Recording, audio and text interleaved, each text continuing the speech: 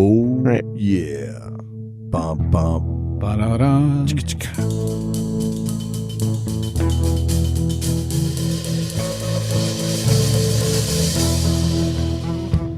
Hey there, welcome to Motorcycles and Misfits, coming to you from the Recycle Garage in sunny Santa Cruz, California. Woohoo! I am Bagel, once again in the studio. Wow. Unexpectedly, on a quick trip down here for the weekend. So happy to join you all here. Live and direct. From the studio. So today, in the studio, we have joining us once again, someone who has not been here for a week or two, our fearless leader, Liza. It is I am alive. Back among the living. Emma, I wanted to thank you for poking me with the stick last week and just checking on me. That is quite all right. I mean, this is a long-term journey for you, isn't it, Liza? Yeah. No motorbike riding for a couple of months. Yeah, well, I'll find out on Tuesday exactly how long to expect. Okay. Well, you know, if we have to pick you up and plop you down on the seat of the Nikon, we can do that. So it'll be a while, but yeah, progress is slow but steady. I am up. I am moving. I was able to come hang out in the garage a little bit today. You're out for a while. Yeah. And wearing compressionist sock. Yes, the socks of many compressions. Very good. Exactly. Yeah. But yeah, I'm alive. Bagler. You are here in studio. I am. Yes, Bagler. Who else do we have in studio? Yes, and we have manning the sliders and turning the knobs. It is Stumpy John. Hey, everybody. Oh, my gosh. Jorge Martin, what did you do today? MotoGP, man. You guys got to watch it. Ooh, spoilers. Oh, Jorge. I noticed Or teasers. I noticed you were fiddling with your knobs when you were doing that. You know, the older I get, the more I got to fiddle my knob. Oh dear. Yeah. And joining us here, joining me on the Classy Girl Couch is Miss Emma. Hello, darlings. Hello. It's simply splendid to be back once again. Tra-la-la. Lovely. No, and it's nice to have you back in the studio, Liza. I mean, I think ultimately this is good for your recovery. I know we're turning it back to you, but I mean, you know, it's a big deal. You've been sick. My biggest challenge as of late is chairs. Getting into the chair and getting sitting in the chair, right, and getting out of the chair. These are my hurdles this week. We could be attaching a come along to the ceiling in the podcast. Are you getting bored yet? No. I'm managing. Are you tired of yourself? You know, there are so many YouTube rabbit holes. This is true. That's true. Anyway, yes. Moving on, Bagel. Moving along. We also have joining us in the studio here is Neil. Hi there. It's great to be here, second week in a row, and hopefully we'll have some fun things to talk about. Nice. No chance of that. Yeah. And finally is Naked Jim. Hey, what's happening? Great to be here. All right. Hey. I'm just keeping. Oh, that was mellow. I'm just keeping. And coming to us trying from- not to ruin it. I always ruin stuff. No, you don't ruin things. You enhance them. You're like a flavor I sack. like Tabasco for our break. Yeah, you are. No, I'm very happy to be amongst my friends. You're like a small packet of Parmesan cheese that you sprinkle over things. Been left out too long. So Anyway, He's Mr. Umami. great to be gay and to be here. Thanks. Now, Bagel, I know Yes. you got a stack of emails there, but there's one I pulled out. Yeah. Even though the contest is over, people are still sending us haikus. Oh, Well, I'm glad they let's are. I'm read wondering some. if you could give that one to Jim to read. Oh, I my think goodness. he will All right. appreciate this. Oh my. Yes. Go ahead, Jim. Okay. Sorry, I see what was coming here. All right, this is from Ba-dum-bum. Chad Butler. You need a Hey, longer Chad. arm, don't you, Jim? My girlfriend loves bikes. Indian gets her so hot. Had to lay her down. Okay, I'm not sure why you gave that to me, but Double entendre is city. lay it down. Oh. lay her down. Anyway, I just cool. Thanks for sending that in. He had Chad. to lay her down in the clibbins. What is a There's some clibbins? friggin' in the clibbins. There was some- Clibbins. I've never heard that. What is a You clibbins? even never lay her down. Oh, I've heard that. Because Yeah. the Clibbins. Because the clibbins. The Clibbins on the road. Yeah, exactly. Oh, I. Yeah, God bless, Chad. God Different than bless. friggin' in the rigging. Because there's nothing else to do. Well, actually, I thought that haiku was really nice. I love that people are still sending us I in, love that. Yeah. some poems, but also I thought kind of tied into our first segment today. You know, like Because this little- was kind of motosexual. It is a little bit motosexual, all right, exactly. all right. And so I came across an article, something I thought there was something that might be interesting there. So I sent it to Bagel, and he's very excited. In fact, Of all people. we're going to call this segment "What's Giving Bagel a Boner?" Well, And Bagel, so Yes. this is kind of some new news. Can you share? Because a lot of people here have no idea what we're talking about. Share Okay. what's So, going on in Share your what's going on. trousers, What gave Bagel. you a boner this week? all right. So this is a new vehicle that is preparing to come onto the market of sorts. Let's say this is from a company called WMC, which stands for White Motorcycle Concepts, which is a British electric motorcycle manufacturer who has been involved in a world land speed record program, and the technology that they developed through that world land speed record bike. They have used to put into this new bike that they're getting ready to produce, which is a 3-wheeled scooter based on Yamaha's Tri-City 300 platform. And this is called the WMC 300E. It is an all-electric scooter that is capable of 100 miles per hour. Okay, and I just want to say, this is how I'm describing it. Emma, have you seen the picture yet? Yeah, I mean, So- it's not dissimilar. This is how I describe it.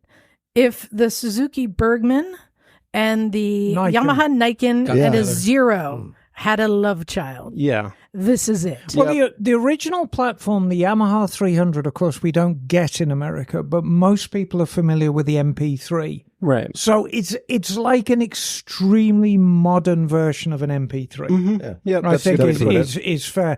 You know, Japanese design in the last 20 years has been very much going towards what I call the samurai helmet design. And I mean, if you look at the nose fairings of most sporty Japanese bikes in the last few years, you know, there's very much a samurai influence. Almost in like them. katana-ish, right? Yeah, exactly. Yeah. And I mean, that's very, very deliberate. And this is no exception. It's an Oh, yeah. extremely good looking bike. Yeah. But I wanted to say, WMC, when you mentioned them, I thought, oh, well, that's very familiar. And they famously made the electric bike with a hole in the middle. Yes, that is their land speed record bike. Yeah, which is bloody amazing. Oh, yeah. And you can't make fun of it or anything. So I have because a picture here of the frame for this Yep. scooter. it's got a hole in it. Big There's tube. a hole. And now, Yep. for people who don't understand what that means, can you be more descriptive? Where is the hole and how big is the It's in the hole? bloody middle and it's big. But it's not on the dark. side. Well, It's not on the side. Well, you can almost think of the frame as a giant tube, and this tube Yeah. is just empty in the middle, and everything is attached to the outside of it on the bike. It looks like if you took a giant rural mailbox Yeah. and took the ends off Yep. And stuck an engine behind and it. stuck an engine behind some it wheels in and strapped everything to that. And actually, from an aerodynamic standpoint, Yes. it's very, very sound thinking because what you actually have is you have two aerodynamic platforms. You have the upper and the lower. And you can actually tweak the stability of the bike by basically working on either the upper or the lower aerodynamic platform. It's bloody marvelous. Yes, and they're able to achieve a 25% improvement on aerodynamics just with that feature. Which is better than my knickers because they are quite aerodynamic. Yeah. So is this the future of motorcycles? It's the future of my knickers. I They think have a this- future. Well, hold on a second. Yeah, This is hold not the only interesting thing about this bike. Hold on, can I compare it? It reminded me of something from the past. Emma, are you familiar with the Citroen DS, which is a retro car now? But Yeah, of when course. it came out, It was so advanced. Oh, yeah. It was so many it was- little advanced features Right. on it. And this scooter kind of reminds me of that. It's understated. You wouldn't know if you don't really know much about it. But there's so many little features on it that are kind of expanding the capabilities Right. of electric and scooters and motorcycles. But this would have to be electric, right? Because you couldn't do it with a gas engine. Well, actually, their first version, because there was a previous model that they made on the same platform that did have a gas engine. Oh, really? But they added an electric motor and battery as well as to make it a hybrid. Yeah. And that one is actually in service as a police vehicle in certain parts of the UK right now. Wow. But this is the evolution of that, which is now all electric. And the key to this was the battery that they developed. They worked with the company called Mala Powertrain, I believe it's called, to develop this battery that's an 11.9. So the piston people, male. I was trying to find out if that was the same company. I didn't get into it far enough to confirm that, but it may be. But either way, this is an 11.9 kilowatt hour battery, which now my electric car, it has not the biggest electric battery, but that's half of the battery that's in my car. Oh, wow. It's a big battery power wise. And there it uses a new lithium cobalt oxide and nickel manganese aluminum chemistry. Jeez. Something I'd never heard of before. Wait, I'm going to stop you there. Did you say aluminum? You have to polish it. Did you say aluminium? Thank you. Is this a British vehicle after all? God, don't make me slap you. Yeah, I'm it's sorry, British. I'm just an American here. God, stupid Americans. but it has this incredible battery that they've developed, which with this new compound that it uses, it allows for very high charging rates, and it's physically very stable, so it is very resistant to degradation over a long service life. So this is a battery that's going to last a long time. It's not going to just peter out after 3 years. Like this could probably last 20 years or more, maybe. Well, it doesn't say, but it's very promising. The thing I was most impressed about with this, I mean, we talked about the charging rate. What is it from nothing to full in? Well, they didn't say how. Well, they said that it has a recharge rate of 15 minutes that they're counting. They didn't say to what percent. I'm going to guess it's probably 80%, which is kind of what a lot of manufacturers use as their charge time, because that's where the fast charging was going to happen. Right. Once it gets past 80%, it generally slows down the charging rate. So, and I've been told by the cognoscenti that these kind of exotic batteries tend to work well in the 20 to 80% range anyway, which is basically where you want to keep them. Right. And they may build in a ceiling and a floor to them as well to help buffer that too. So it all depends on how they design it. But if you think about that, when I pull into a gas station on Rufus, yep. And you take the gas cap off and you fill it up, and then you toddle into the see the salesperson, and heave a bread roll at them, and then get your mints and mess about and use the bathroom and do that. It's 15 minutes. And check your oil, maybe. Yeah. So we're getting very, very close to that. Right. And this has also, it's not like it has 40 miles of range. This bike has a minimum 100-mile range on the high power mode, the intense emergency services cycle. So at full power, it'll do 100 miles and is capable of 100 miles an hour. And on the regular cycle, it'll do up to 125 miles. That's not bad. That's really impressive to have in one vehicle. Well, I love too that this is being used for first responders. And it's got an owl. It's got an owl.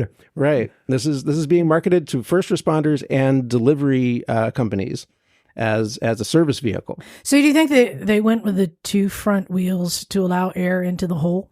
I think that's probably part of it, but a much more likely reason is because this is a British company. In the UK, you can drive a 3-wheeled vehicle with just a car license. However, there's a third. Yeah. There's a third reason which we're glossing over, but we need to talk about. And it dovetails into your ownership, Liza. So, this is a first responder vehicle, so it's an all-weather vehicle. Which is the number one market for Nikons. Right. No, that's true. Because stability.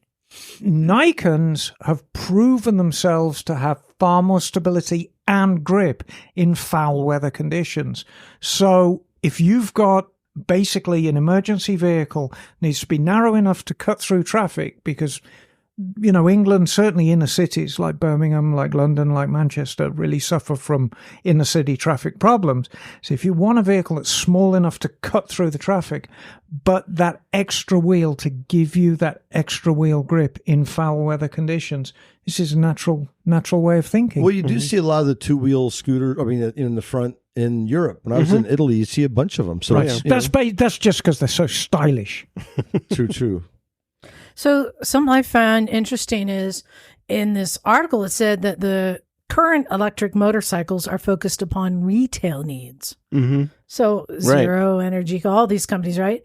But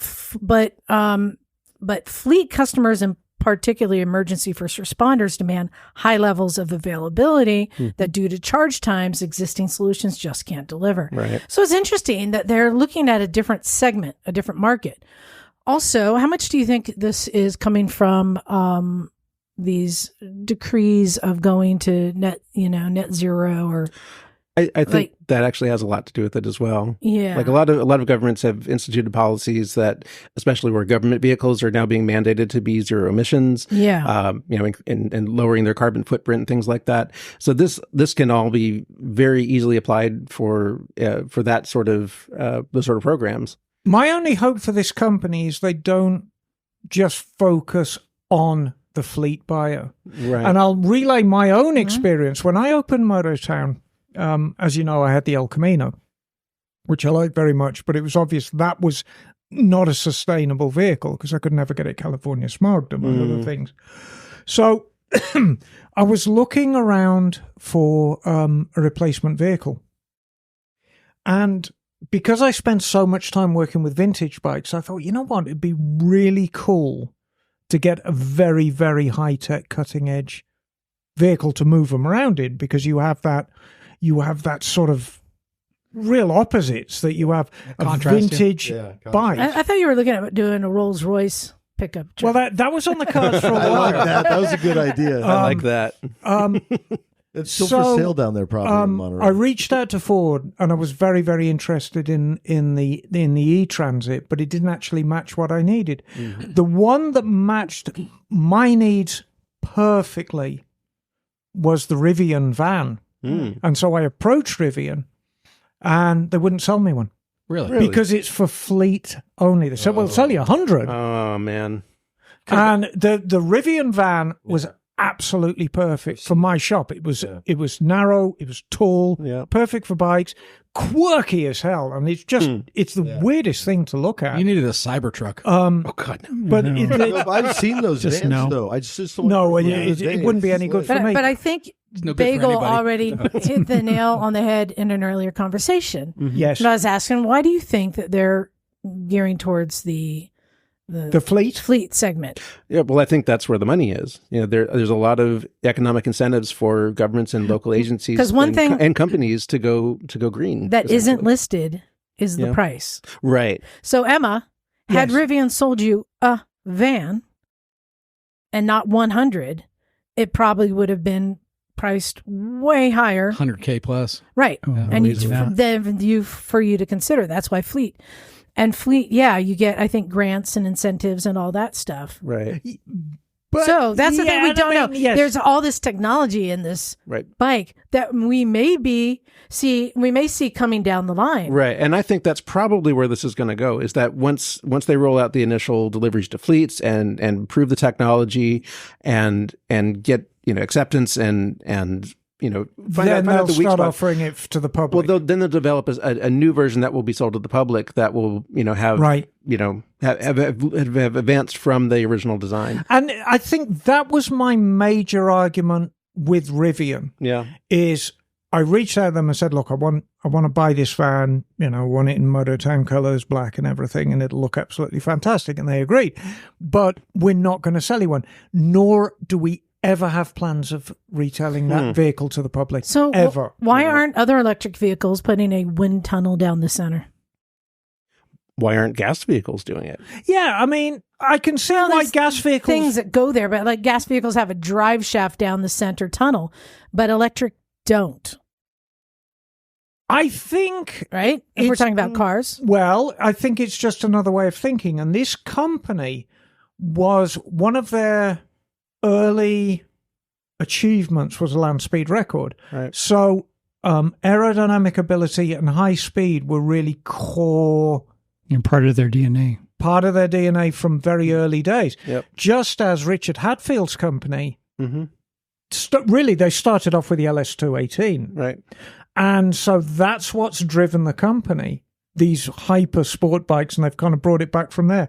So I think if you want to really have a go at a very, very high speed world record, Mm-hmm. and I know nil about aerodynamics, but I can think it through that from the standpoint of basically making. Emma, take a look at this frame. Yes. What does it look like it's made from? Carbon fiber, it looks like. Yeah, that's carbon fiber.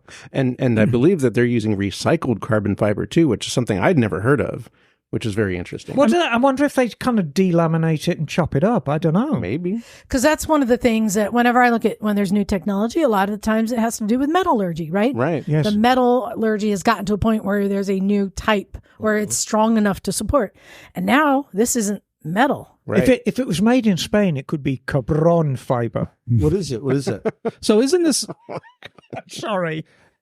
something that might have been borrowed from airplane technology? Yeah. Carbon. Quite Well, possible. I mean, if you think about it, I mean, the most successful jets have got a bloody hole in them. Well, Exactly. It's all aerodynamics. Yeah. you Yeah, know? exactly. And Well, that's Formula One cars are designed with a duct underneath to create Right. negative pressure. Right. and they've also apparently been involved in Formula One racing too. This company. Oh, interesting. So, but I was going to mention that aerodynamics is and high speed are those are two things that are absolutely key to go together with electric vehicles in order to even go high Right. speed because without the aerodynamics you just can't get there. You're And burning up all your power. even the humble Prius, is the shape it is Yep, because of aerodynamics. absolutely.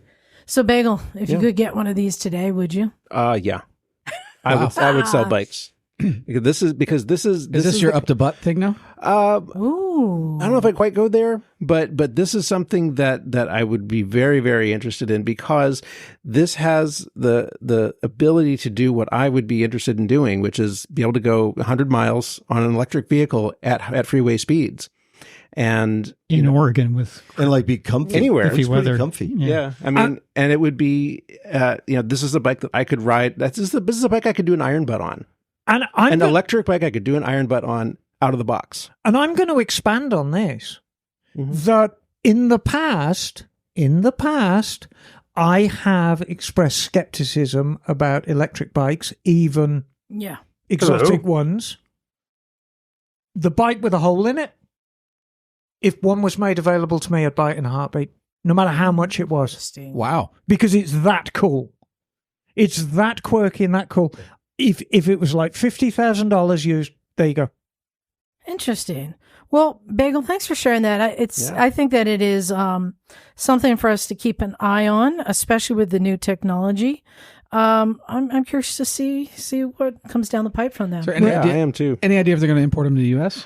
There's no word on that, and also no word about selling to the public either. But I think this is very interesting technology that I really would like to see on the consumer side as soon as possible because this is very promising Vespa stuff. might be borrowing it later. I would love that. I mean, I would love for Piaggio to go the same route and Yeah. use the same kind of battery and powertrain because this is really cool stuff. And remind people what the name of the company was. The company is WMC, which stands for White Motorcycle Concepts. Interesting. British company. Well, thank you, Bagel. You're welcome. Emma, so for the brief time that I was able to come out to the garage, Yes, you had a little project going on. right. A family came out Absolutely. with a nice little, clean little Rebel 250. With a burnt out clutch. What a surprise. that needed some basic maintenance. And they came here to do a clutch and have it kind of looked over. And as you were sitting there explaining, it was so funny. It was the woman's bike, Michelle, and she brought her husband and son or Right. So thinking that they're going to do the work. And you immediately said, "Let's go, Michelle. You're up. This is your project. Let's do it." your bike, your project. Your bike, your and project. of course, her eyes got big as saucers, like deer in headlights. And I'm like, no, you're going to do it. And Yeah. She was rolling down around in the dirt. She was getting her hands filthy. She was chipping her acrylic nails, and she got a clutch in the bike. Nice. And it was so cool to see somebody wrenching who probably never even thought that this was a possibility. Well, let me tell you something. The conversation up to that point was Dave, her husband, had showed her how to put the washer fluid in her car. And that was an achievement up to that point. I mean, Michelle had zero mechanical experience. Wow. But I wanted her to feel the tools. I wanted her to feel the tools in her hand and how it felt. And actually how it felt laying hands on the bike. Yeah, next thing you know, the side case is off. Well, we She's did. into it.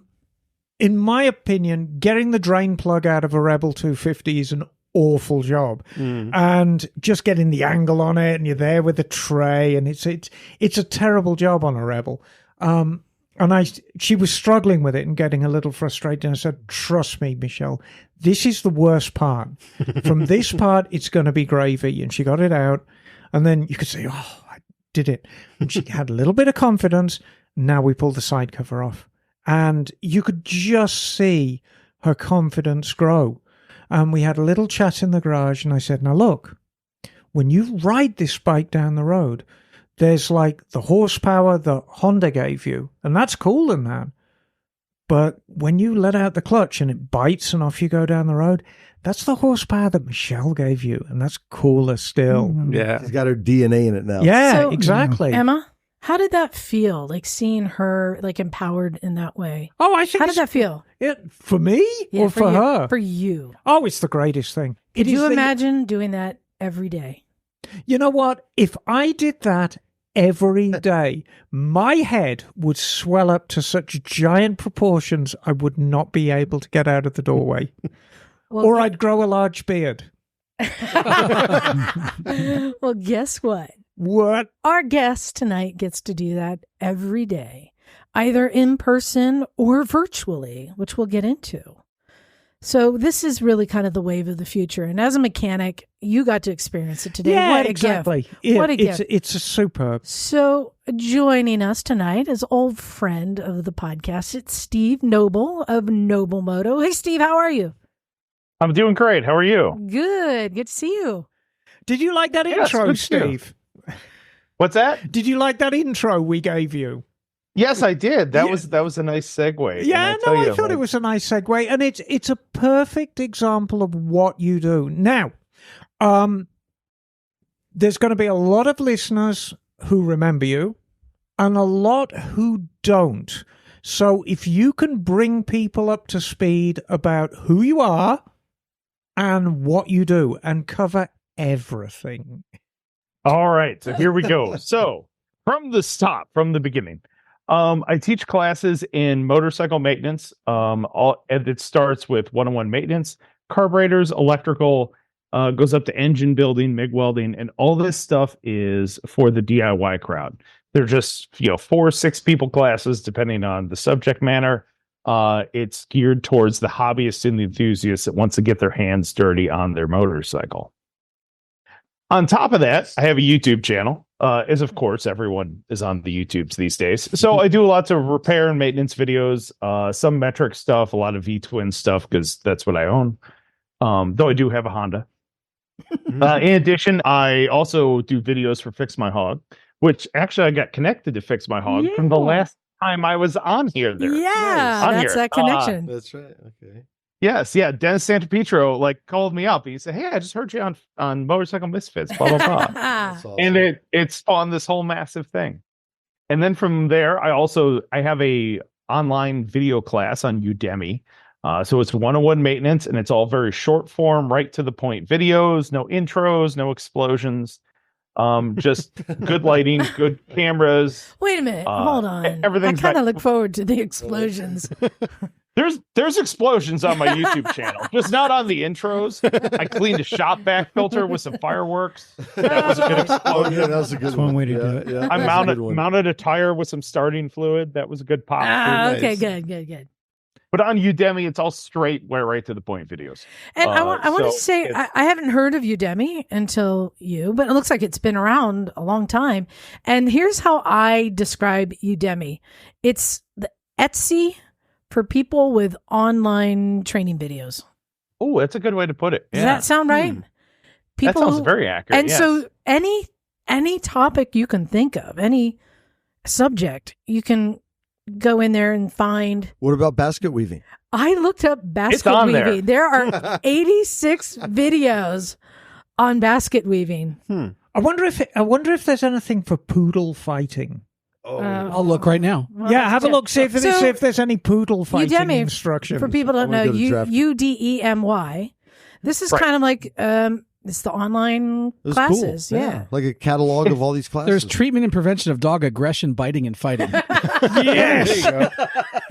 This sounds fantastic. I could use that for children. It's easily adaptable for human puppies. Yeah, exactly. I like to call Udemy Masterclass, but for amateurs. There you go. Okay. Okay.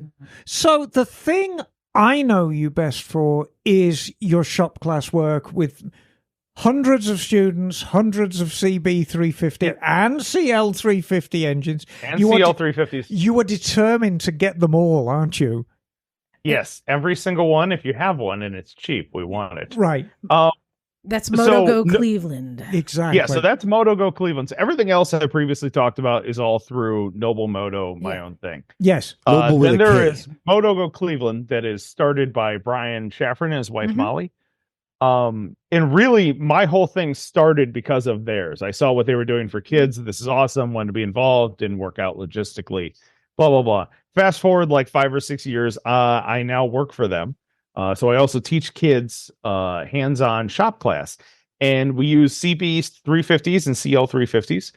And we have them tear them down, rebuild them, put them back together. Sometimes we do full bikes. Sometimes we just do engines. And for like the middle school and junior hires, a lot of times we have a V8 plastic model that they can put together, which has the working parts of the V8. And, you know, like Brian always tells people, our main goal is not to churn out motorcycle mechanics here. We are trying to put tools in kids' hands and let them learn by doing and learn by failing. Right. Build self-confidence and build problem solving. If they never touch another motorcycle, they're missing out. But it's not our main goal. And that is the reason why it was so important for me to bring up MotoGo, because I think to understand you and to understand your motivation and your psyche, you have to visit that and you work there, because everything kind of comes from that in a way. Yes. Yeah, all the inspiration from it, a lot of my teaching skill comes from that, because I teach kids 4 days a week and have them not sword fight with the wrenches and actually work on things. You know, so it's kind of interesting, this arc you've gone through from being from a mechanic to this making a living as teaching mechanics. I almost equate this to being like a vegan motorcycle mechanic, in that everything you do makes you feel better. Yes, that'd be a good way to put it. Yeah. Yes. Where's Emma? She just has to slug along on whatever piece of crap motorcycle any client brings in. Well, I mean, that's largely true. And Mototown isn't really a shop that people can come and visit. But for the lucky few, I'll say, if you want to come and hang out with me for half a day, you're welcome to do so. How come you always tell me to leave? I'm still waiting for the espresso machine. Well, I might donate an espresso machine. The point I think I'm coming to is every single person who spends time in that or any other shop always says the same thing about what a brutal slog it is. Because it is. If you earn your living repairing motorcycles, it is a brutal slog. Yes, it is. It really is, because these kids, you want to become motorcycle mechanics? That's uplifting. Thank you. Well, but I'm not going to sugarcoat. No, he's figured out how to find a rewarding paff through this career, which is really cool. And because I'd love to be building engines on the bench, but the fact of the matter is I've got a Victory Vision Cross Tour on the ramp for tires front and rear, and it's cold outside, and the tires are old, and the tires are hard, And the guy's never cleaned it under there because it's a Victory Vision. And how are you going to clean in there? So you're filthy. You're rolling around underneath a 900-pound motorcycle. You've got it jacked up 10 feet in the air because the wheel drops out of the bottom. It's scary stuff, you know? It is. I want to get into, all right, so the type of online teaching you're doing, because this is basically the Recycle Garage. People come here, and it's amazing how many people have zero knowledge. Like, I just grew up with a dad who gave me a toolkit when I was 5, and I just thought that's normal to know how to take things apart and fix them. And it's amazing how many people are afraid to do the slightest thing. Like, literally, I know people who've taken their Harley into the shop to have new hand grips put on, right? And they just have no confidence to attempting it. So I'm curious. So what is your most common class, your entry class, and what kind of things are you teaching in it? Probably be the 101 maintenance class. 101 maintenance and engine building, ironically, are my two most popular ones. But the 101 maintenance, I'm teaching people, here's where to find your dipstick or your sight glass. Here's how to check your oil. Here's how to change your front brake pads. Here's what all the numbers on your tires mean. And I'm not just showing them, like, I have bikes there at the garage that are other people's abandoned projects. So there's no risk if they break anything, but I'm insistent upon everyone gets their hands dirty. Everybody's going to change out the brake pads on these brake calipers. Everybody's going to check the oil. Everybody's going to change spark plugs. Idea being, I've made a living fixing things for 20 some years, and I still don't know how to fix everything. But I have the self-confidence to get in there and know that I'm going to sort out whatever problem comes up. So I want to give people that self-confidence for working on their own bikes.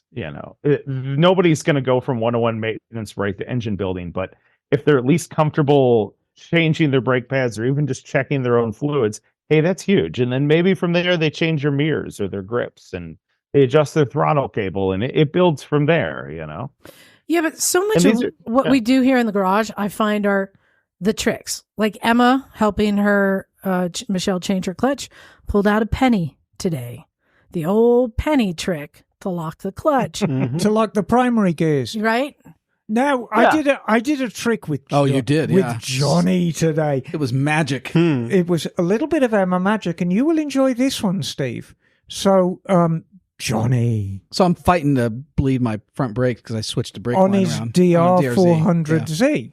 DRZ 400. And he couldn't bleed the front brake because it's one-piece brake line and it's incredibly long because it's a dirty bike. And it forms that big arc above the top triple tree and then drops straight down to the caliper. So what did we do? We took the caliper off. Right. And originally I suggested standing on a chair and holding it above your head. But you were under a tent and you strapped it up in the tent. With a bungee cord, yeah. And how long did it take to bleed? Oh, like 3 minutes. Wait, what did you strap to the what? So I took the caliper off and we lifted it up and we used a bungee cord to hold it. Oh, above so it's the highest point. It's the highest point. Yeah. Above and the that's how you bleed a tricky caliper. Never knew that. That was awesome. So are these things that you're teaching in your videos, these kind of little tricks? I might teach that one. One of my favorite. Oh, you should. One of my favorite tricks for bleeding brakes is actually before you take the brake pads off, or if you sort of have brakes, like take the caliper off, pump it up a little bit so the pistons come out. Yes. And then recompress them. And when you recompress them, it forces all the air up to the master.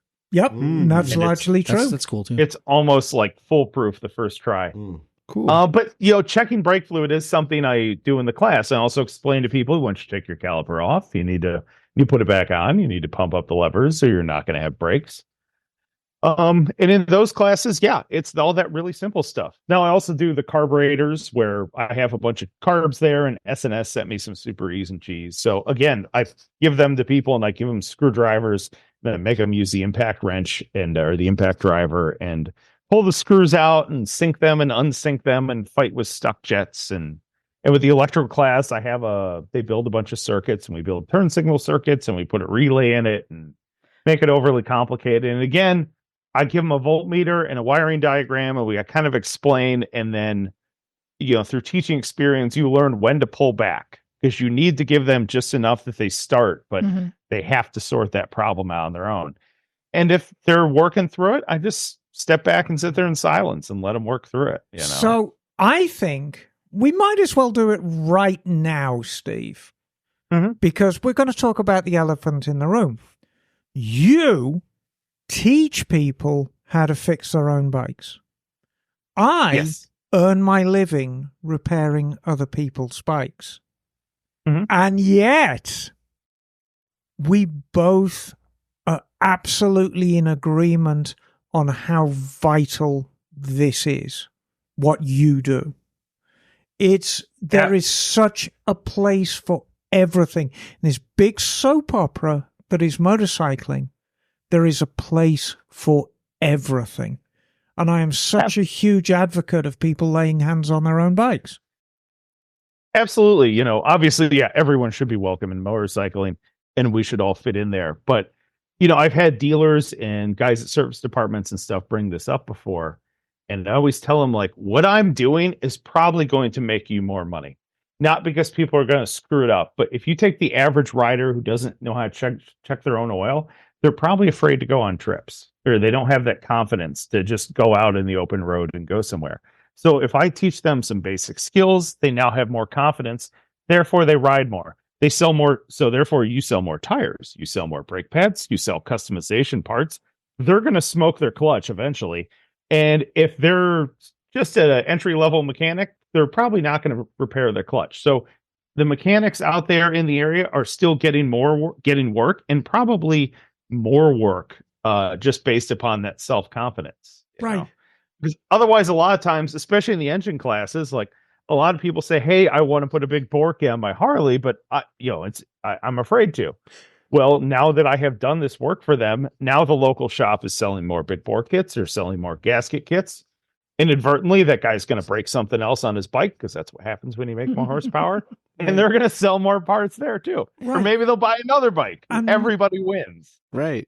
And the more that you ride, the more maintenance items you're going to need just in general. So you know, it's almost like you're seeding clouds. Like you're getting the people, you know, giving them what they need to know to be able to ride more, and that will then generate, you know, more business down the road for bike shops and part stores and suppliers and everything. From my own personal experience, the work I do here at the Recycle Garage, which is always free, there will never be any cost involved because we're the Recycle Garage.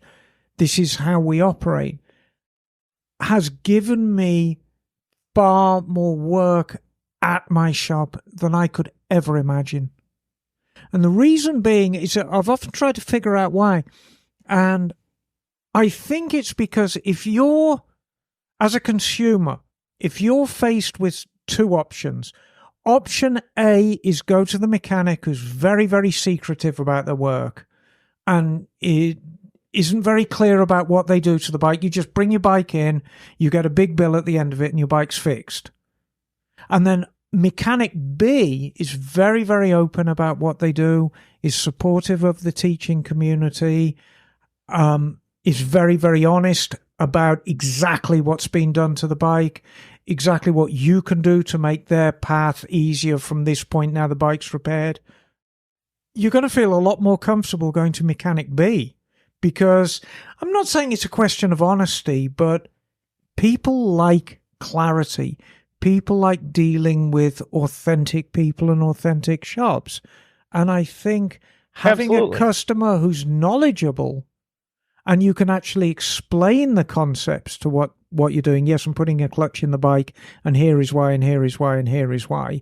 I think it's good for everyone. I think it's a wonderful thing for the industry. So absolutely, I got a question for you, because this kind of goes in line. You know, like I said, we're teaching people here, you're teaching people. So I wanted to ask both Emma and Steve, what would you say for somebody who wants to get into wrenching on their bike? What's the bare minimum tools they need in their kit? Bare minimum tools, obviously open end wrenches. Of either metric or standard, depending on which one they bought. And if you bought a new Harley, you're going to need both. Really? Allen wrenches? Yeah. I have a 22. It's like about 25% metric bolts on that thing.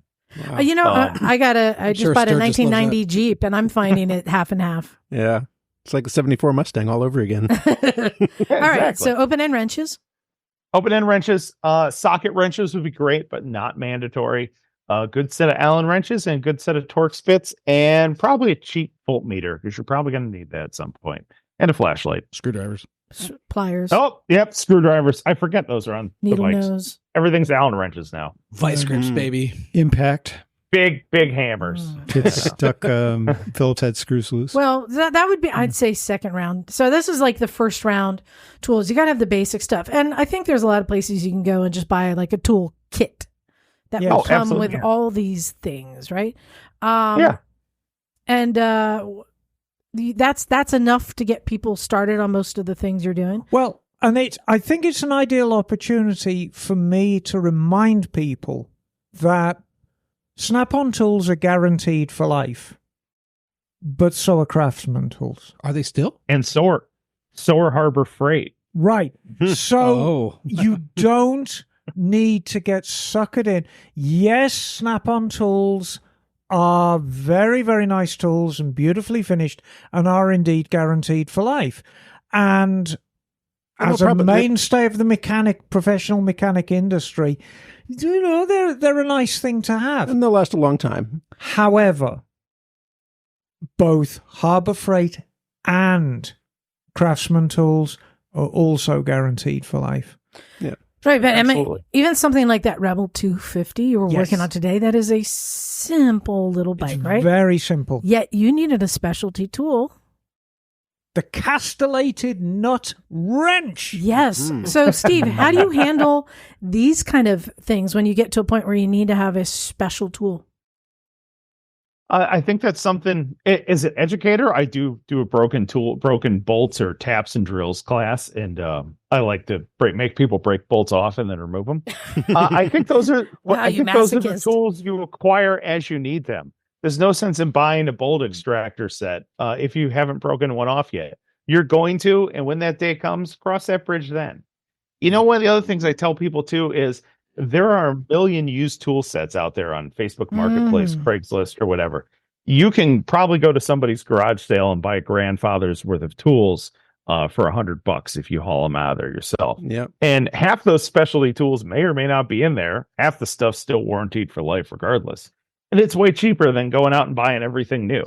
Yeah. So now let me ask you this. What are 3 tools in your toolbox you cannot live without? Oh, I'm going to say a set of dial calipers because those are invaluable. Hmm. You're going to need those for bolt sizes, all kinds of stuff. Can't live without. Definitely. We're going to skip hammers because you can use other That's things every as mechanic's favorite tool. Including yeah, but- mine. Yeah. but I can use an adjustable wrench as a hammer. So, so I'm going to say an adjustable wrench and then an interchangeable screwdriver. Yeah, and I think that's Those are basics. I'm looking for what are that special tool. I tell you, for me, one of the tools that gets used a lot is I love the Motion Pro brake bleeding check valve. right. The simplest those are nice. little thing that makes a difference doing the job. Yeah. Are there any tools like that like you can't live without that little thing? Motion Pro makes a nice chain breaker set too. Ooh. Yes, they do. Yes. If you have a chain drive thing, you're definitely going to need a breaker and press. If you're gone to the dark side and you ride a Harley, you're going to want a belt tension gauge. Oh. Oh, that dark side. I thought you meant. And you know, Okay. Oh, not the car tire. Yeah. Actually, but even the BMW guys, a lot of them roll belts now Yeah. too. Yes. So definitely a Okay, belt alright. tension gauge. and funnily enough, as simple as it is, the tool I find I use by far the most on a huge variety of bikes that come through my workshop. I've got this set of needle nose pliers, and they're probably a foot long. I call them snipes, but apparently in America you call them storks. But I use them all the time because with your flashlight, if you've got, and don't get me started about do you have a flashlight with you? And they pick up their phone. I'm like, I hate that. no, you need a flashlight with a pencil beam. So with a pencil beam and a magnet. right. Yeah, exactly. If you've got a pencil beam flashlight and a magnet on like a car antenna and a set of pliers that are probably a foot long, there is nothing that you can't get out of the darkest recess of your mind. This is very true. Your secret to diddling, Emma? Yeah, I mean, I've dropped FC1s are a perfect example. FC1s, the starter motor lives on the back of the block behind the cylinder, and it is the most awful thing in the world to get to. And you're kind of doing it by braille, and you drop the bolt out, and now it rolls under the starter motor. Well, I can get them out. And you'd be surprised. I would say, is this more so or less than the exhaust nuts on the Harleys that go behind the heat shields with and a crazy angle? And you've got like the front one in particular. It's enough of a crazy angle that you can strip it quite easily. Yeah, and if you drop the nut, it's just going to vanish into the harness or the heat shields, and then rattle for the rest of the bike's life. Yes, I know. So I have kind of a question, an actual question. So for somebody who's comparing different motorcycles to buy, modern motorcycles, what models would you choose that are easy to work on? Oh, the less cylinders, the easier it's going to be to work on. That's largely true. My go-to. And and anything that doesn't have body work. Yeah. That's going to be easier. Yeah. But it's interesting that the industry seems to be going to less cylinders these days. I mean, I remember when I was growing up, we had steam motorcycles. That was a joke for you, Liza. And with the wooden spokes. But of course, 4-cylinder bikes were everywhere from 400cc up. You got 404s, 500, 550, 650, 750, 800, 850, 900, all full-cylinder bikes. And it seems like now you really have to work very hard to find a 4-cylinder bike. Everything in that middle range seems to be going to twins. Yeah. And it's not a bad thing. They're simpler bikes. You get more low-end torque out of them too, right? But even within the same category, for example, working on a Suzuki versus a Kawasaki versus a Honda, in your general experience, which one is less fiddly to work on? Which one seems to be easier to get as to? far as the Japanese go, I don't know. It's probably, I'm going to have to say Kawasaki because I'm a little partial to them, but they all have tiny hand requirements. The V-twin, the Harley, those are usually pretty mechanic friendly. It's usually pretty accessible. But I'd say the Japanese are probably pretty even across the board, though in the 90s, Suzuki did have some questionable wiring. So we'll knock them down a notch or two. I mean, Suzuki, and my love of Suzuki's is legendary. Yes. But Suzuki haven't designed a charging system that works properly since the 70s. So why start now? Right. So the plugs melt down. Yeah, exactly. And, I actually had a young man ride into my workshop with his regulator rectifier on fire on a Gixxer. It was actually on fire.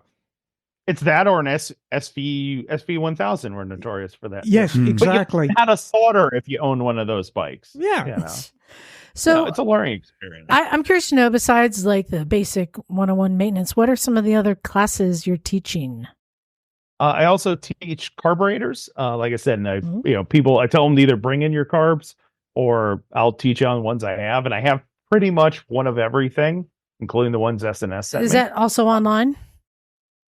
No, not yet. Yeah, So- let's talk about online because Oh, okay. well, I mean, you teach a lot, in Cleveland, but for our listeners everywhere, what do you have online that they can tap into? Right now, it's just the 101 course through Udemy, 101 motorcycle maintenance.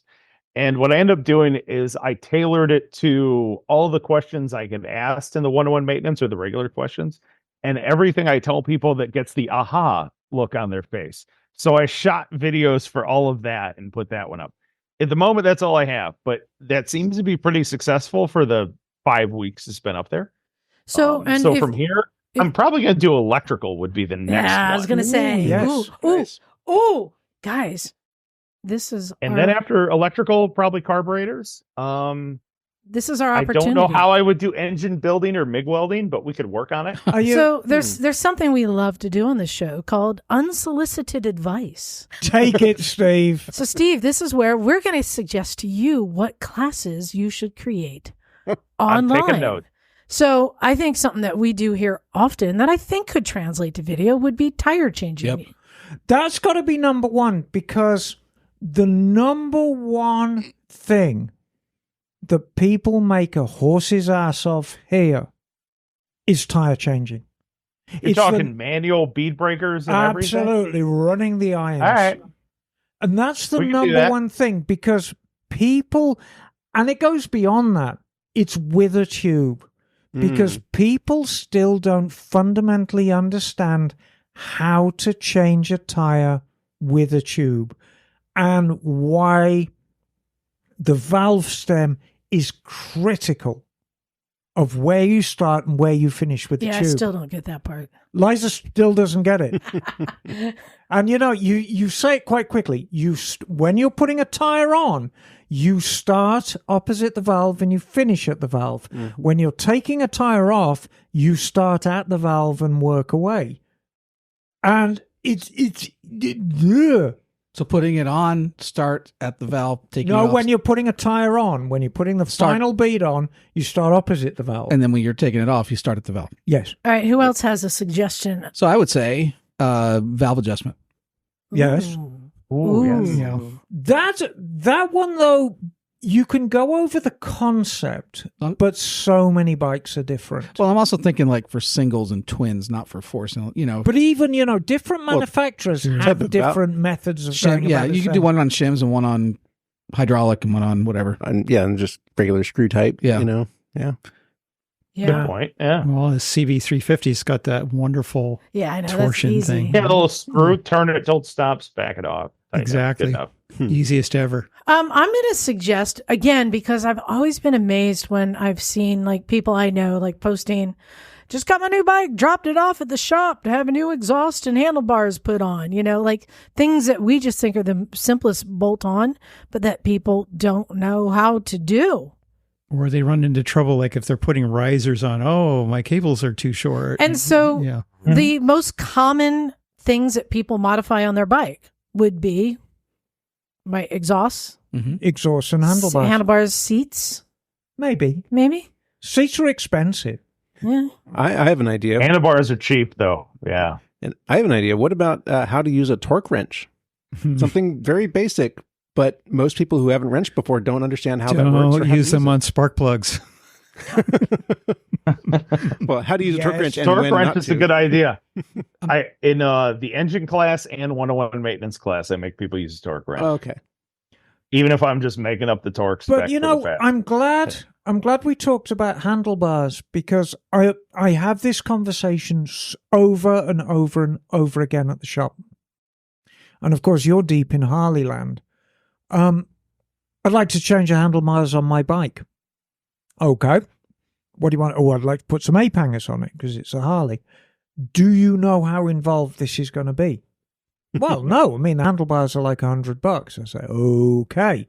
So you're going to need a clutch cable. You're going to need a hydraulic line for the front.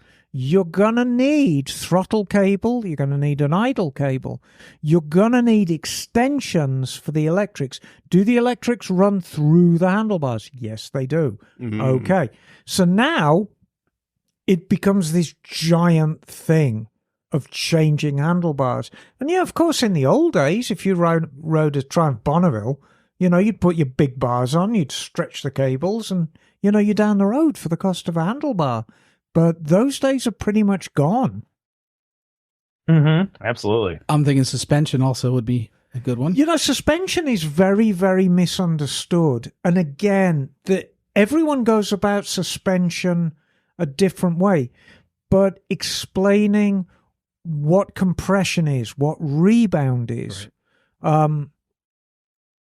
and some of the common problems people have with suspension. What do tight or notchy head bearings feel like? What do they do to your bike? What do baggy head bearings do to your bike? Also, I'm thinking how to switch out a spring and a rear end, how to change your front spring You can switch out the spring in my rear end anytime, John. Is that a promise? Okay, wait. I have do a one. video on fork springs. Ah. Yeah, go for it. I have one. And I'm going to say that if tire changing is number one, this would be number two. Chain and sprocket change. Now, I know you're working with Harleys that are more about belts, but if you talk change the about belts on those too. how I many do metric bikes. how many bikes being manufactured today, I must still use chain drive. Oh, a lot. Quite a few. Yeah, so I mean, this is something that it's not gone away. Well, we did a whole Motorcycles and Misfits show on this, and the fact remains, and I know it's going to upset the Harley crowd, the most efficient way of transferring power from one point to another is a well lubricated and adjusted chain. So number one, that's the least power loss, which is why you don't find belt drive sport bikes. It's why you don't find shaft drive sport bikes, chain and sprockets. And you're going to say, well, hang on, Zero is a sport bike. Why don't they have chains? And I shall tell you, if you have ever ridden an Energica, all you can hear is the chain. Yeah. That's true. Because the noise coming off the chain is so loud, and it's not a pleasant noise. Well, and I'm even going to go so far to say why you should do a chain video. And feel free to challenge me, Emma, but I'm going to say that chain and sprockets is the most common across platforms, regardless of what kind of bike. It does not matter what kind of bike. It's going to be the same method of changing out chain and sprockets for the most part. Oh, absolutely. The method of actually attaching the gearbox sprocket is going to be different on some bikes. Yeah. But that's detail work. And from a video standpoint, you can say, well, there's some of the small capacity Hondas have the two small M6 bolts with the lock plate. Then you just get into these big 27, 24 millimeter headed nuts, which you're probably going to have to air 32 on a V-Strom. But for the most part, it's going to be the same translate. Right. And have you now, besides having the clips and the rivets, have you seen this new type of link that uses the break off bolts? Yeah, I use those all the time. Oh. So what? Wait, hold on. What's that reaction? Whoa. What's that reaction? My experience with breaker bolts was on heading equipment about 15 years ago. Making This is coupling pins the for train. latest style. So that's why it'd be I don't know if I'm relevant. comfortable with that. I No, you don't know if it actually. So I tell you how these things work.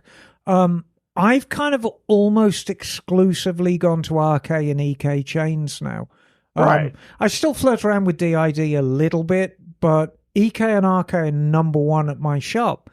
And EK in particular, with the big chains, with the 525s and 530s and 630 O-rings, they've gone to the shear-off bolt. And they're pretty foolproof because you assemble the link, and these are long nuts. These almost look like coupling nuts, but they're blind. And you tighten them up equally and press the plate on. And it is a bloody tight fit. And you just tighten it up as far as it'll go. And the nuts actually lock out. And then you just back them off to a predetermined, you back them off 2 turns, break the heads off, and you're done. And I have never had one fail. And I've had one of my clients do 160 on the chain. He said it's great. That's actually pretty solid because essentially it's still a rivet master link. It's a They're rivet just master giving link. you the rivet tool. Yes. So that's really not a bad idea. The As long as it's reason still I- flaring the pin. Right. The reason I like it is it's impossible to squish the plate on too much. It's impossible to squish the plate It's just on a more too foolproof. Yeah. little. And, basically, once you've assembled it, once you understand how it works, the biggest bonehead mistake is to tighten up one of the nuts and not the other one, so everything goes on. So this is in lieu of a master link or what? Yes, This is is the master link. I'll bring one in. I'll bring let's one see it. in. I did one next on the week. Niken. There's one on the V-Strom. Yeah, So- there you go. But now is a Assembly. time where that's kind of a Sold newer to thing me. where you can do a chain and sprockets and explain all 3 different master links. But again, that'd be a great This thing is a good for idea. show. This is yeah. probably going to happen. There you go. Unsolicited advice. Well, and I think in that All vein, right. some of the common things you do regularly, and they're things that motorcycles are set up for you to do fairly easy. Chain maintenance, one, and then brake brake pads are the other. Right. Yeah. You So- don't need a lot of tools. They're easy to access, and you're So gonna- one I thing got one about too. chains is how to check your chain, how to inspect Maintenance, it, yeah. how to make How do sure. you check your attitude, Neil? That's right. So after just working on the Tell him, Liza. You tell him. I saw that side eye. working on the Bergman, how to remove plastics and reinstall plastics. Oh Jesus, that's a whole Exactly. That's that's bike specific. That's what a hammer is for. Oh my God. But PC you know, 800. I think After my last GSXR, I was just like, nope, we're done with sport Done. bikes. We're done. So how to convert your sport bike to a naked bike. but I think Yeah, that would be easier way. um, That would be a good video. We could Yeah. do that. Hate your body work? Here you go. understanding brakes and understanding why. So I can buy brake pads on AliExpress for $10. Why are you trying to sell me Golfer brake pads for $65? You know, what is the difference? Why? Why are you trying to do this to me? Why shouldn't I put $10 brake pads in my Gixxer 1000? I would just like to go on the record and say that I would not buy brake pads on AliExpress. Even you? I just want to go on the record and say that. You would not even stoop that low. No. But that's I will buy a lot of cheap stuff, but not brakes. But interestingly enough, you know, that's the two extreme examples. But if you pick up a Golfer braking or Golfer braking EBC brochure, they list pads for every bike starting at about $25. And certainly in terms of Golfer, you can spend $100 per rotor on pads. So what is the difference between the two? Explain the difference. Explain what you're going to feel. I should point out, every time I have put the $100 pads in a bike, I have had people come back to the shop and literally hug me because their brakes are so good. Nice. And it's like, this is the best money I have ever spent. So maybe a video on when to be cheap and when to spend the money. You You know what I would compare that to? If you've ever had a really cheap spatula from like the local discount yeah. store Oh, versus God, like, yeah. or even a knife, a A kitchen knife. knife versus Yeah. like the quality ones. I bought like some that- Ginsu knives. that I'm should just tell going to you say all- I yeah. did. I like the cheap spatula thing because, you know, you're stirring your Vindaloo and then the end of the spatula goes off and toilet ends paper. up into the Vindaloo. I mean, I like the Scott toilet paper, and you don't buy the cheap Oh, toilet paper. that's a good analogy Look, too. well, Yeah. I'm just going to say, Ginsu, you can cut a Coke can in half. Once. I wanted to talk about your other project that is really, really dear to me, and that we mentioned at the beginning is MotoGo. Yes. This is Yes, something that I've helped raise funds for. I think that this is such a great project. So you do this with, you said, Brian and Molly at Skidmark Garage. Shout out to our buds. Yep. Wait, were you at Vintage Days this summer? Because I didn't see you. I just saw Brian. No, I was over at Fuel. I had a booth at Fuel. That's why. Okay, so you had to do one or the other. Yeah. Oh, you And, could have done both, but whatever. and this is where you guys are bringing in like students. Like what age range? 6th grade on up to 18. And well, 6th grade to seniors, you should say. And then we actually do team building events for like corporate things or whatever for Right. adults. And you're bringing young people into the garage and giving them tools and giving them some basic stuff and letting them loose. And remember how I said earlier how I'm always amazed at people who can't do basic stuff, because my dad just gave me a toolkit when I was a kid. And Yeah. I just had basic skills that just from taking things apart. You're giving those kids that same gift that my dad gave me. How many kids have come through the program now? I want to say we've got to be pushing near 1,000. I don't know the actual number, but we have to be up. We have to be getting close at some Amazing. point here. So if somebody wants to give or get involved, what's the website there? MotogoCleveland, MOTOGO Cleveland. And it's a 501c3. Also- somebody can make a gift if they want. Yeah, we are 13C nonprofit. Now currently we're actually having a MotoGo ride-a-thon going on. Like if you're familiar with walkathons or run-a-thons, and you can sponsor someone per mile. That's great. We have that going on right now till the end of September. So you could actually join, or you could right, sponsor. Explain this again. Oh, sorry. Explain this again. I was distracted because Jim's showing me his butt. Okay, I understand. So All right, this is it's like a walkathon. It's a ride-a-thon? Exactly. Yeah. Just it's based upon miles you've ridden. So you, Liza, you could sign up right now and say, hey, from now to the end of September, I'm going to ride 500 miles, and people can pledge a donation of so many cents or dollars per mile. I would not be a good candidate right now. Well, whoever maybe, or you can just sponsor someone else. If you didn't know, I just had double knee replacement. So this is my first. Oh, well, then. Yeah. So it'll be a while time back. But so anyone can sign up and say that they're going to do miles. Oh, Wendy Crockett, are you listening to me right now? Wendy Crockett, I want you, Steve. I want to hook you up with Wendy Crockett. Sounds good. You know Wendy? No, I do not. Long distance iron butt rider. Her bike just got put into the AMA Hall of Fame last weekend.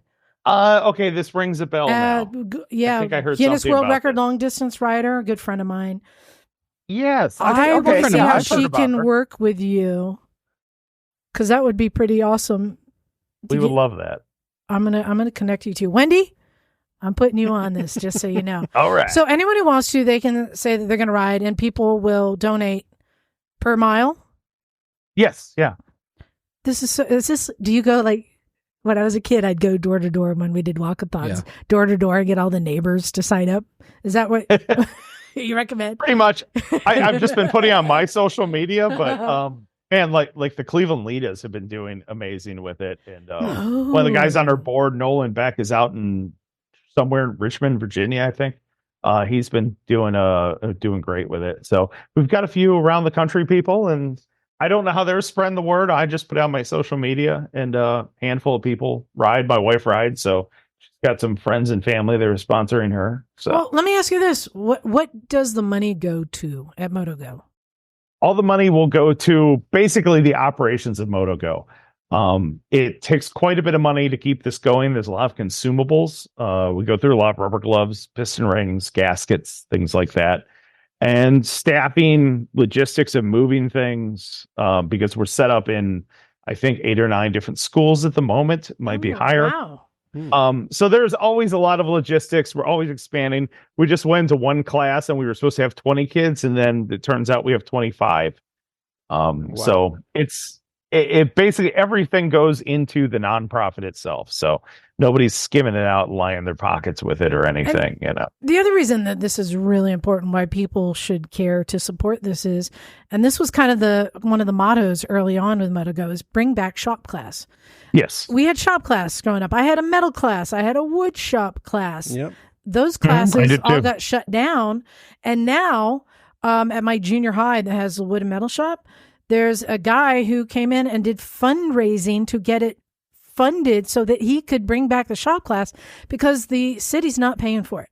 Right. Though they have these working shop classes at the school, but they won't fund it because it's just gone away.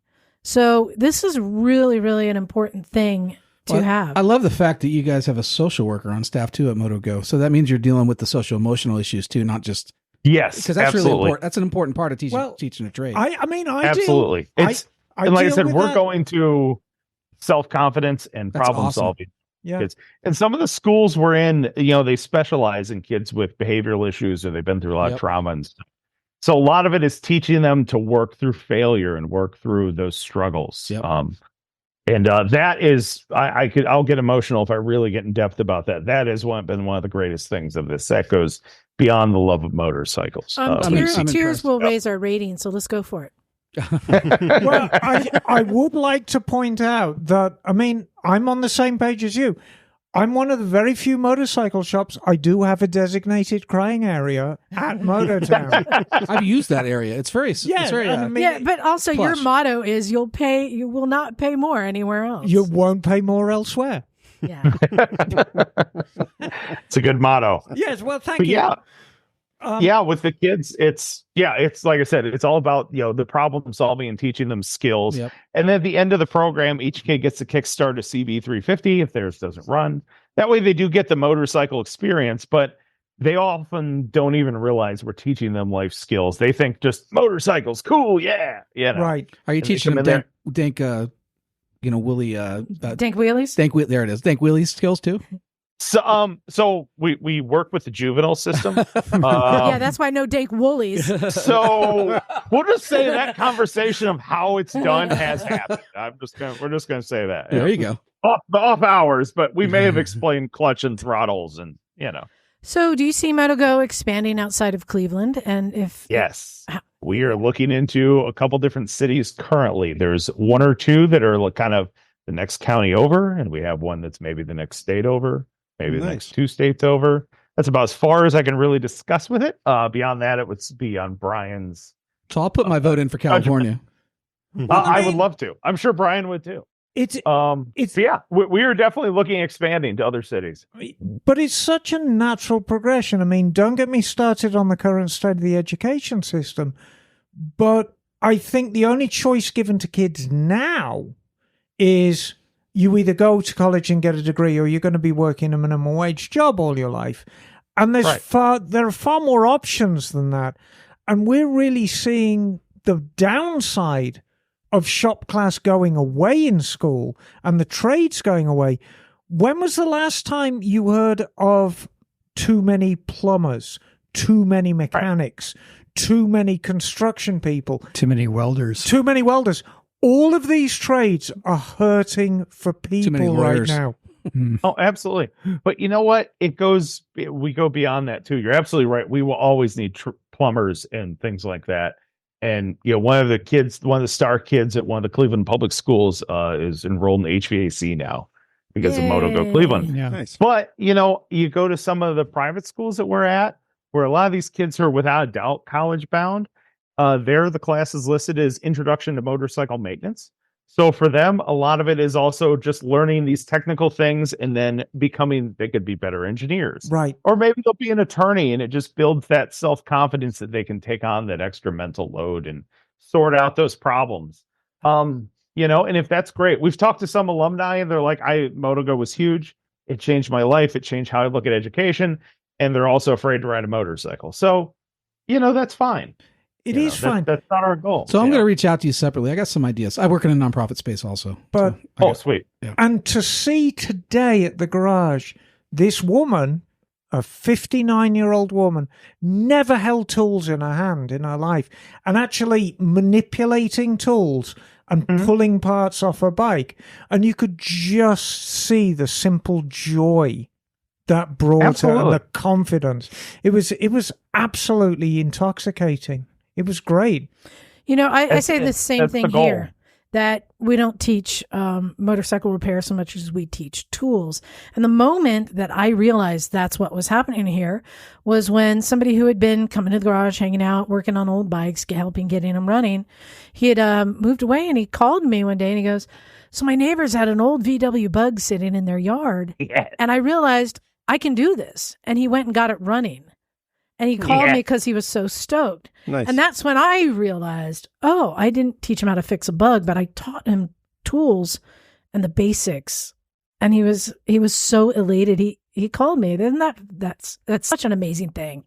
So absolutely. Going back to like your online classes. So you got your website, you've got Udemy, you've got FixMyHawg.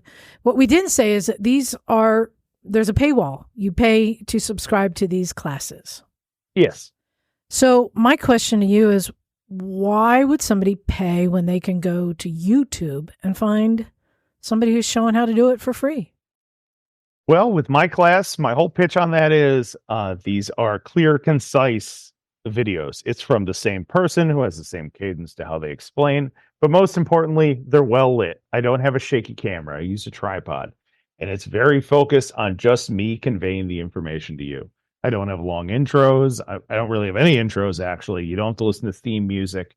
So, going to Udemy and paying for the class, you're getting a quality, well-rounded explanation right off the rip. You don't have to go through 10 YouTube videos, watch 10 more ads along with those 10 YouTube videos, just to either get questionable information or find out it was clickbait. You never actually had your your question answered in the first place. And can I just... It's more about being straight to the point. And can I just jump in there? The problem is with YouTube, there's no guarantee that the information you're getting from a free source is legitimate. There's people on YouTube who will tell you your motorcycle runs on meat pies and gravy. I run on meat pies and gravy. Yes, I know you do. So, I run on those as well. Spending a little for legitimate information to complete a job that would cost hundreds in a shop is really a great investment. I agree. And I compare it a lot to like satellite radio or Spotify. Like there's free radio out there, but we all know we go to other things. Right. And even though we pay for them, because we appreciate that quality that's there. Right. And you're not going to have to sit through 90 minutes of dad jokes just to get 5 minutes of good information. Exactly. Right. You know, when I started my YouTube channel, I had no idea how to even make good videos. I just figured, well, I'm not going to do the things I hate about other people's videos, which is bad lighting and shaky cameras and inaudible explanations. So I figure I will just focus on that. And then that is basically become my brand. Well, I think the key thing is the fact that you can, by spending a little money, you can save a lot of time and frustration, both in finding the good material because you're curating it and you're making sure that it's high quality, focused information.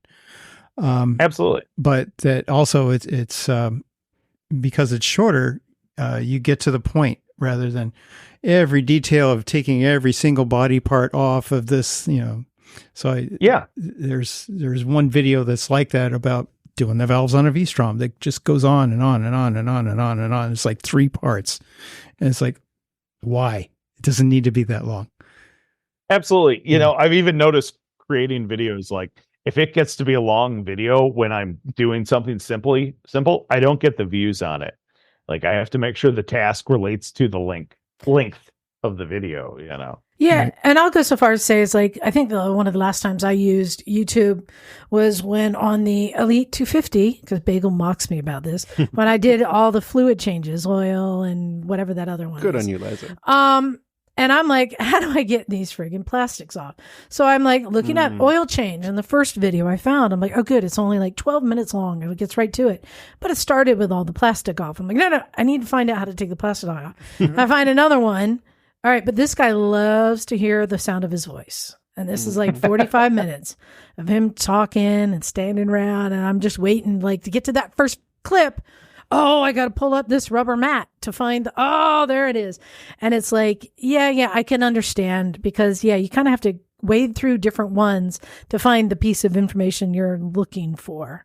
But I think more so, especially for your class on Udemy, I'm going to say, like, I think that all the instruction, the tutorials on YouTube is great, but you have to start with a basic foundation of understanding the basics and build off of that. So going back to your 101, if somebody doesn't know how to do anything, you're going to want to start there, correct? Absolutely. Yes. Yeah, that will be a good start, especially if you're just looking at your bike with confusion and mystery. Or maybe you think you know a thing or two, but you're self-taught and you just want to be reconfirmed or reaffirmed of all that. Yeah, then 101 maintenance is an excellent place to start.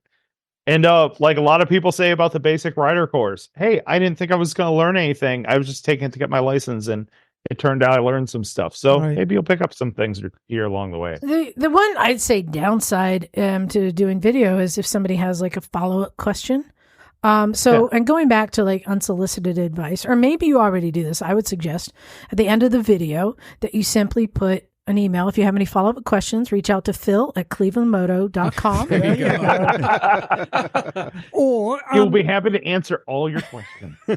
You can actually send me questions at the end of each video. Oh, cool. But it would be way more fun if we all just send them to Phil. I don't know if you know, but Phil runs a complaint department for all of us. So if there's any issues, you can list them as your complaint department. I'd be far more interested if you actually listed his personal cell phone number. And so he enjoys getting phone calls at 2 a.m. best.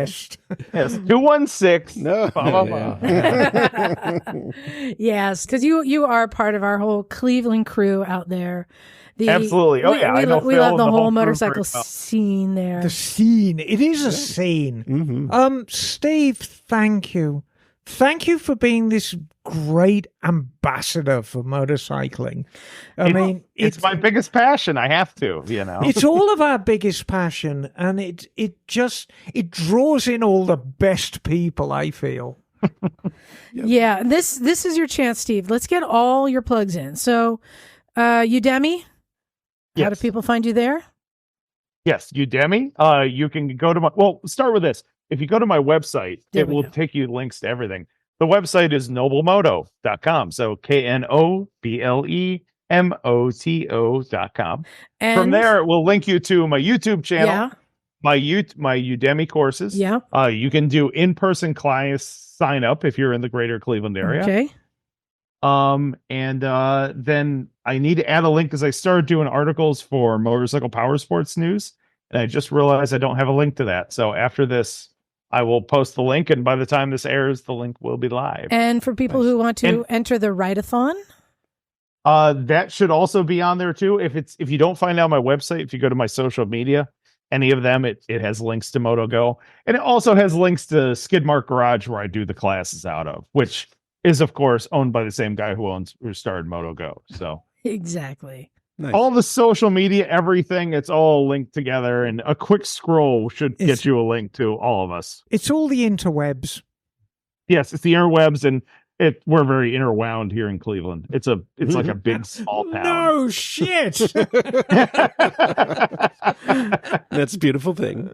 Well, thank you very much for what you do, and it is a noble effort you are making. Oh, I see what you did. Oh, good pull. You've never heard that before. No, never at all. Sorry. The joke never gets old. Why name the company that? I thought it was hilarious. Never.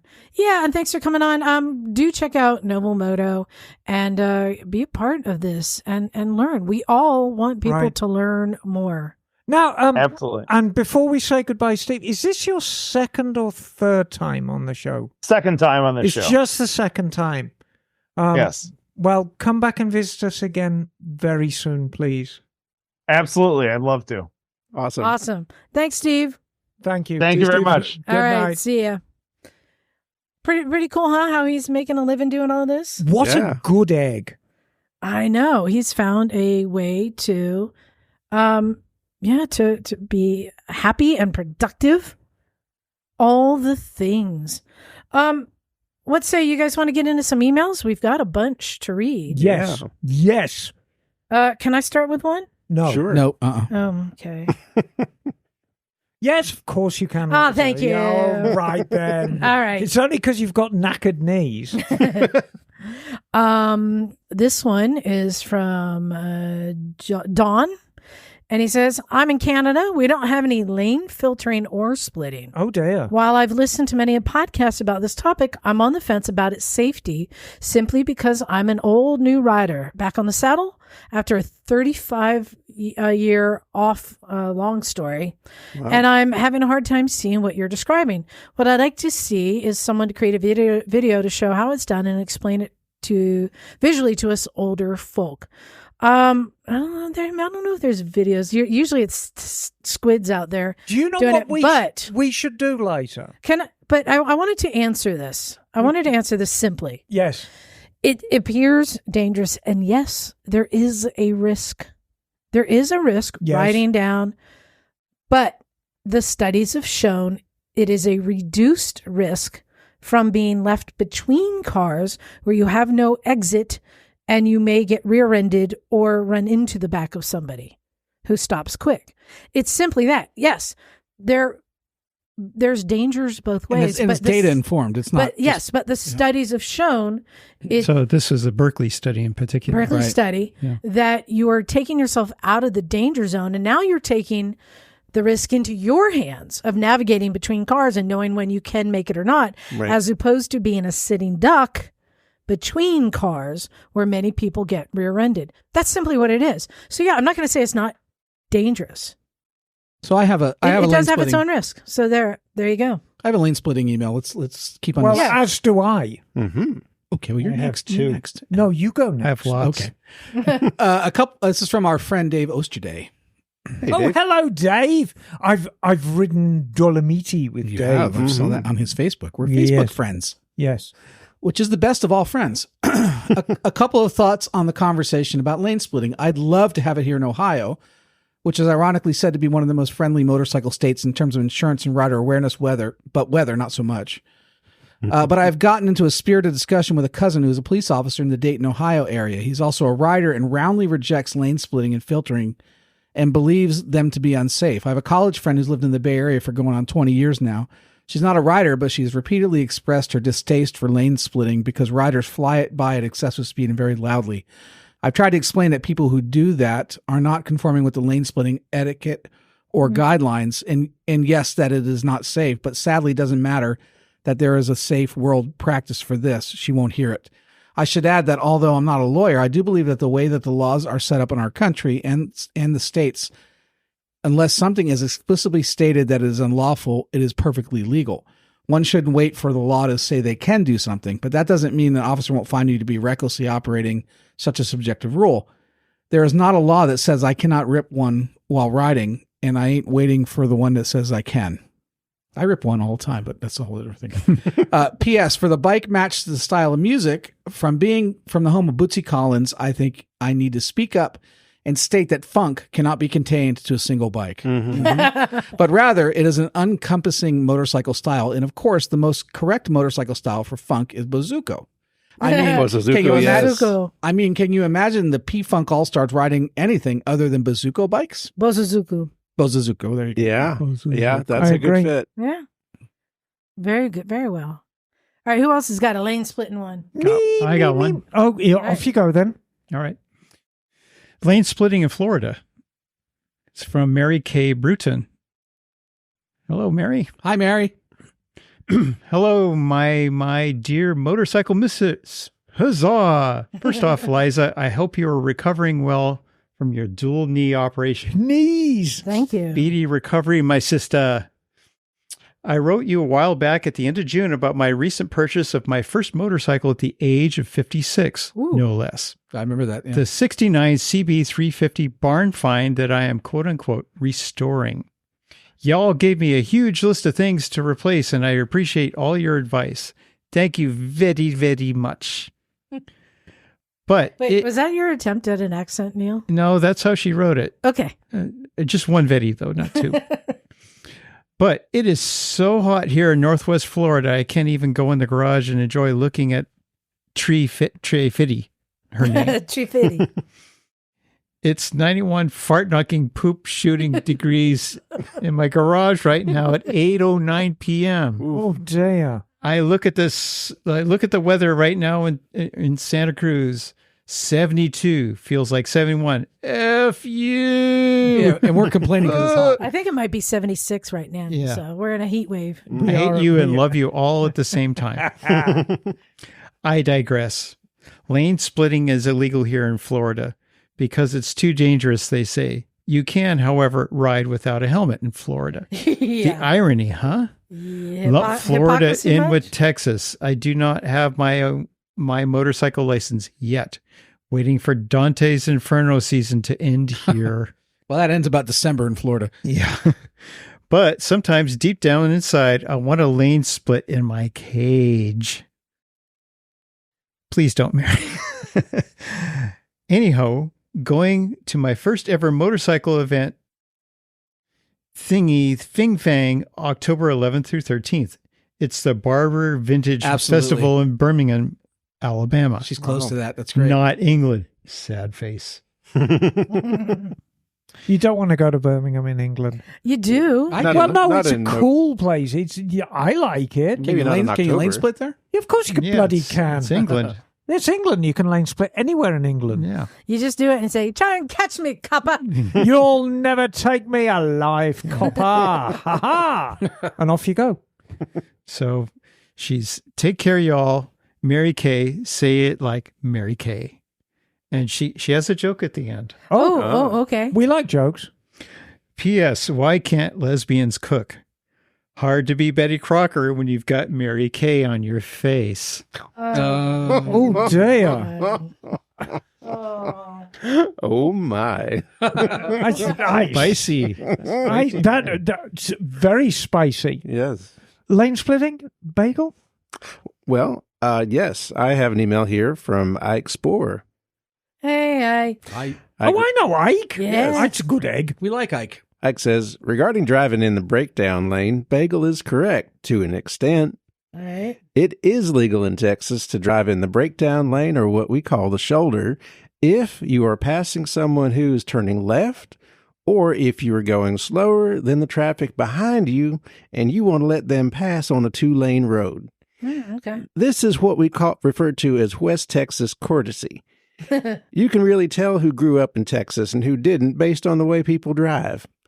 If you were born and raised here, like yours truly, you tend to drive and ride a little friendlier. Folks who migrated here from out of state don't seem to know what the word courtesy means. Although our Mexican immigrants do tend to drive friendlier than someone who moved here from the East Coast. Oh, wait, that's everyone. Friendlier than immigrants from the West Coast. Nailed it. There you go. Well, I got to dispute that, because in my experience in lane splitting in California, people will move over for you. And that's the other perceived danger. Yeah. In other places, it seems dangerous because there people are trying to Block you. Right. Yeah. Whereas here, everyone has been educated and they get out of your way. Anyway, Like on Mr. with Rogers Ike. said, look for the helpers. Yeah. Yeah.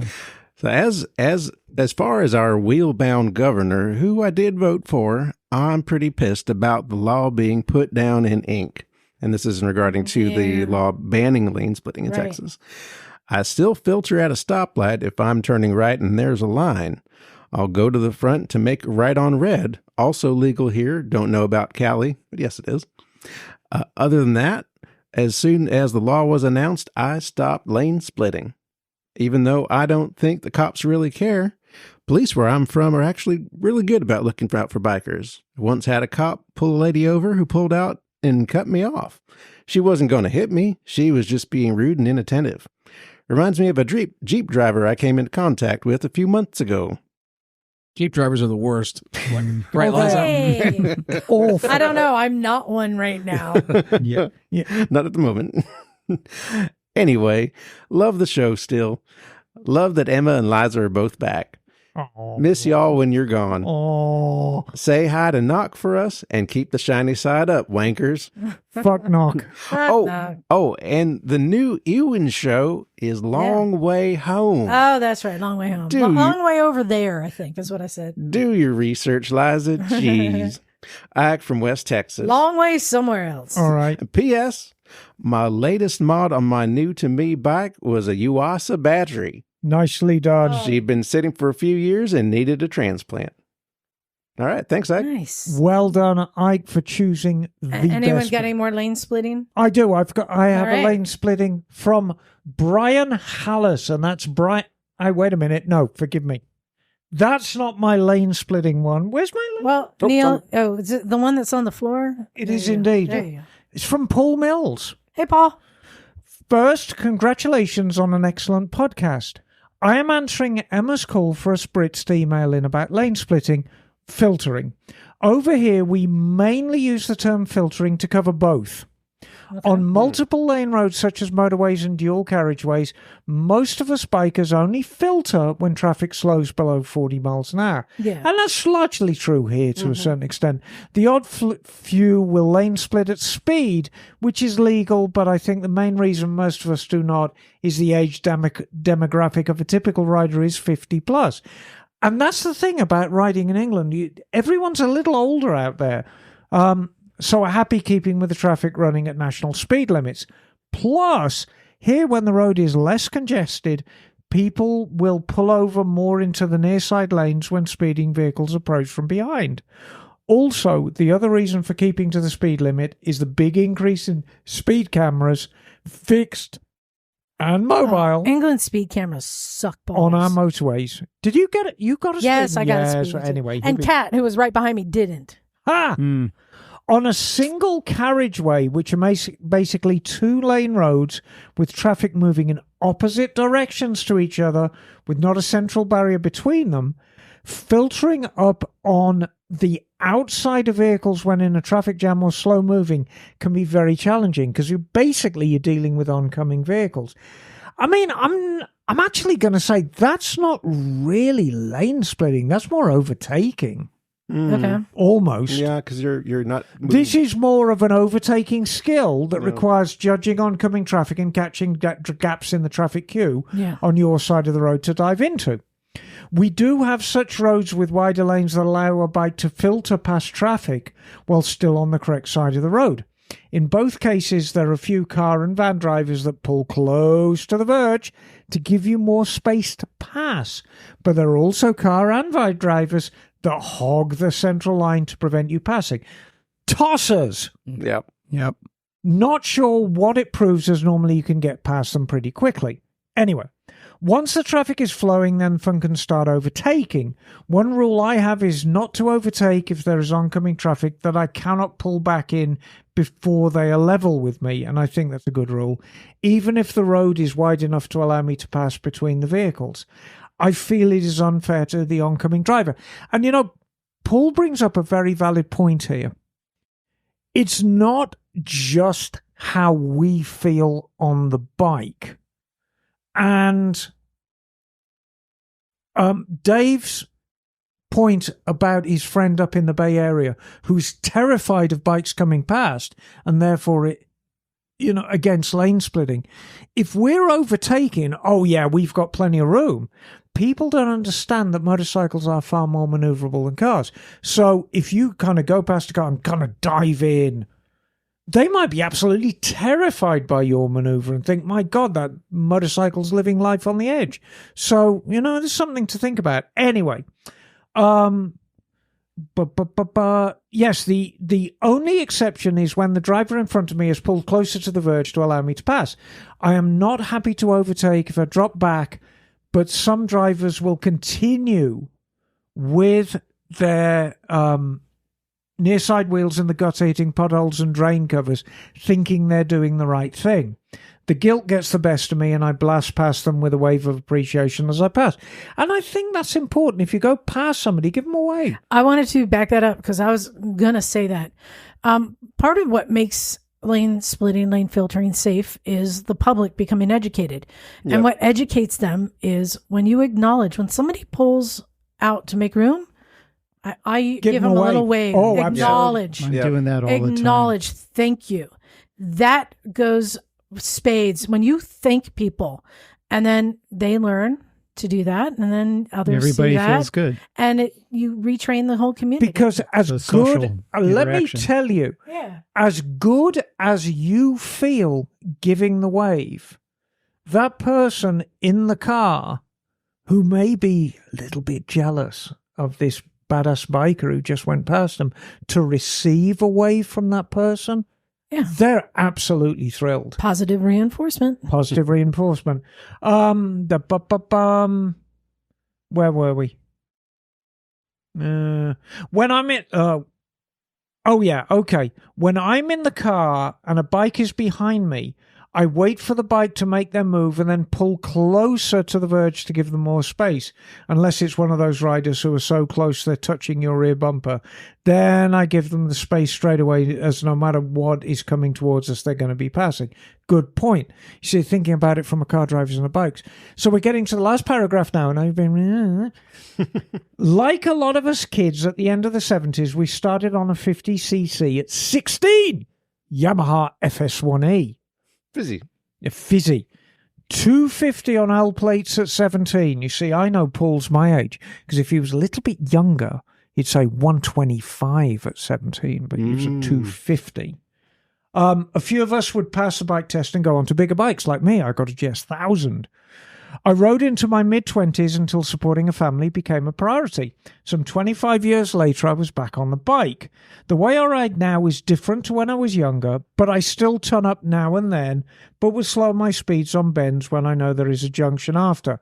I enjoy more taking the twistiest road smoothly, using gearing and throttle control to progress at speed, rather than standing on the brakes going in and hanging it on the handlebars like Superman pose exiting at the bend.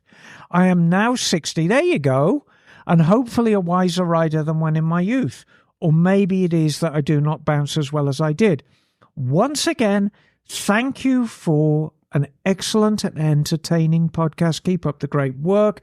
Best regards, Paul Mill. And He is from Rushton in Northamptonshire, which is a lovely neck of the woods. So you read it in the right accent. I did indeed. Which is on the other side of the pond where we ride on the correct side of the road. Here we just ride on the right side. And if you're in India, you ride on the horn. Horn, please. What you got, John? All right, I got one from Simon Wessel. Simon says... Simon? Update from your favorite sweet. I'm not doing a Swedish accent. Wait, why isn't Bagel reading this one? I don't know. He gave it to Bagel, why aren't you reading this one? Here, hold on. John, read this one instead. All right, here we go. Go ahead. Do that, Bagel. All right. Hello again, lovely misfits. Hello, Speed. I didn't buy the Japanese cruiser I previously wrote about as my first bike. Instead, I bought a 2012 BMW R1200R. That went another direction. Please forgive me, Emma.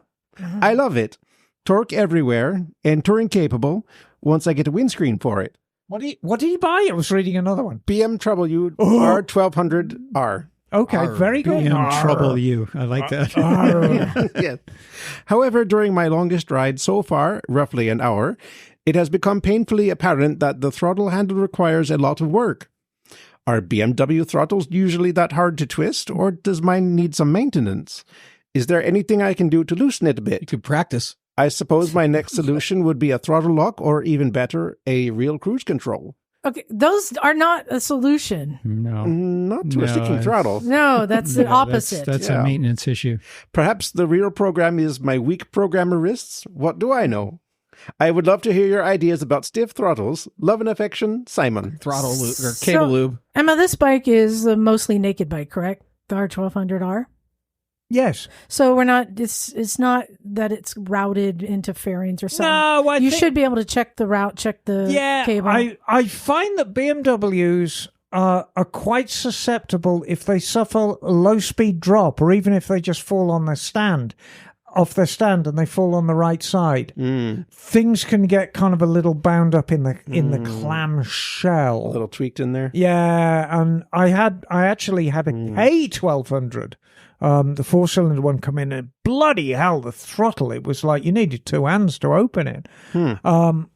I've even had some where it just kind of got knocked up so that the end of the grip was just rubbing on the handlebar. Something like that. But this one, there was a bit of broken plastic in the clam shell. And, I took it out and gave it a bit of lube, and the customer was absolutely thrilled when he took it. It's rum, rum, rum, And you also mentioned about grips. If it has aftermarket grips on there, those might be rubbing in a certain spot if they don't fit quite right. The word is encroaching. So I believe on this bike it has bar ends on it. Right. So I would take off the bar ends, and then I would loosen, don't remove, but loosen the screws holding on the throttle housing. And see if that fixes it. So this wasn't one of the BMWs that had the little screw as a throttle lock on the bottom, was it? No, that's just an older thing. Yeah. Because sometimes it's just unbinding it, taking the pressure off. Now, if it is still hard when everything is kind of loose, then you want to take the clamshell, the throttle housing apart, and you may have to. This is a R1200. So this is how old now? Our 12-year-old is more like 14-year-old bike. So I would say, yes, get some throttle lube, and that should be or your next practice thing. every evening and see if you can get better. Lube your throttle every evening.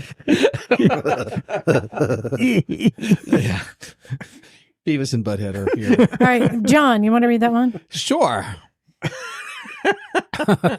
Come on, Johnny. Alex. This is from Alex. Hi, Alex. Hello. I've been listening for years out of Florida. Love you, Florida. Likely going to be... I'm going to stop you there, John, because you have some history with Florida. Yeah, I was raised part of my life in Florida, yes. So there you go. Yeah. So Tra-la-la. I know Florida. I'm likely going to be, I think they want to say moving to the general LA area at the end of December. I would say that's a great move, by the way, with family and some for some family matters, but thinking of getting away for a day or two to rent a bike and ride. Is it riding season out there at the end of December for the LA area, or east of LA, or southeast of that? Yes. Maybe. 12 months a year riding season. Well, maybe. It depends on the rain. Probably. And it depends on the rain. It depends on the wind. Rain doesn't come Riding till in the rain. Let me. I'm going to actually expand on that.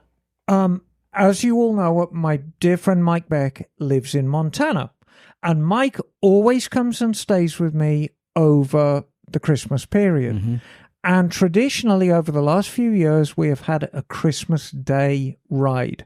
We go down River Road, This is not LA, though. No, but nevertheless, in the last few years, that ride has never been cancelled due to bad weather. Wow. And that's in Northern California. Yeah, it's riding so season all year round. Southern California, it's going to be a beautiful riding day. I mean, Jim and I are already planning desert rides. Yes, for this time frame. So yes, but okay. For years back, I rented in the area in the road to San Bernardino Mountains in Joshua Tree. Did over 450 miles a day, about 12 hours in the seat. Can the Angeles National Forest area and Mount San Antonio be ridden that time of year? Yes. There can be snow up there. No, there can be snow. Yes, but it can the pass still be gets ridden. closed. Yeah. So it depends on that. If that time is rideable, are there any other rides you would recommend? Any response or advice would be greatly appreciated. Well, I'm going to say, I'm very sorry, but that's 5 hours from here. We don't go riding down there. I've only ridden. Well, Jim does. Yeah, but he goes to the desert. But the rides down in Southern California, I'm not that familiar with. I've only ridden the Angeles Crest. So I will say Mulholland, you can ride for sure. Mulholland, you got PCH. Mulholland and PCH are the big ones. Mm-hmm. I mean, if you're looking for a nice day ride out of LA, I'd ride down PCH to Neptune's Net. Yeah. Get lunch at Neptune's Net, hang out with the hoi polloi of motorcycling. I mean, the Tujunga Canyon's great. Yeah. Tujunga's great. Mulholland Drive has got to be the one. But there's also some fabulous riding in around Julian and San Diego. Is pretty amazing up in the mountains there too. So there's a lot of options down there. Yeah, exactly. Just get riding. Yeah. Doesn't matter where you go. Just ride a fucking bike. But yeah, you do need to check some of the passes. They do get closed in the winter. Do you have your passes? Do you have your passes? All right. I think we got time. Do you have one there, Emma? I do, actually. And this is from Brian Hallis. Hello, Misfits, and especially Miss Emma. Look straight off the bat. For me, I'm one of the other Brians from this year's Dolomites trip. After a busy rest of the summer, I've just been catching up on the podcast over the last week. It was great to hear Brian Honeycutt on the show a few episodes ago talking about this year's trip. It was a great way to relive some of the amazing moments of the ride. I also listened to last week's episode about misunderstood motorcycle terms. The discussion of trail braking got me thinking about something that happened on the Dolomites trip. As was mentioned on the show, we all had to complete the Yamaha Champ U riding school before taking the trip. Trail braking is one of the cornerstones of that course, but also something can be difficult to practice on public roads at anything close to legal speeds, or on anything but the twistiest corners. Going into the trip, I knew the theory and I thought I knew how to apply it, but I think old habits die hard. I hit day 2 of the ride and was riding with a faster group than I was with on the first day, and we were on some amazing roads, but I find that I wasn't feeling confident in the turns. The bike just never felt planted enough to make me feel I could go faster. Kat had been riding with our squadron part of the day, so over pre-dinner drinks at the bar, I mentioned to him that I wasn't feeling confident in the corners. His answer that I was engine braking too much into the corner and not braking hard enough into the corner. You waving me to stop? No. Okay, very good. The idea that my problem was I wasn't entering the corner fast enough was a revelation.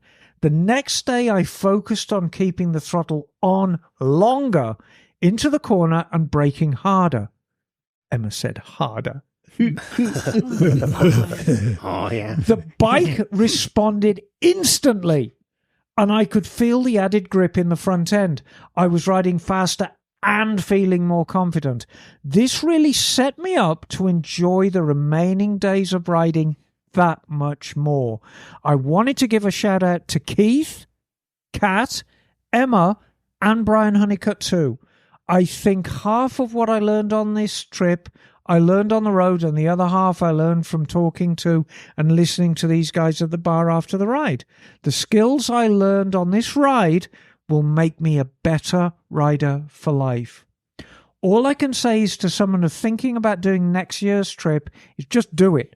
You won't be disappointed. My only regret that after riding 1,000 miles of some of the best roads in the world, all the roads that I ride back home now seem a lot straighter and a lot flatter than they did before. Wow. What a lovely email. And largely true.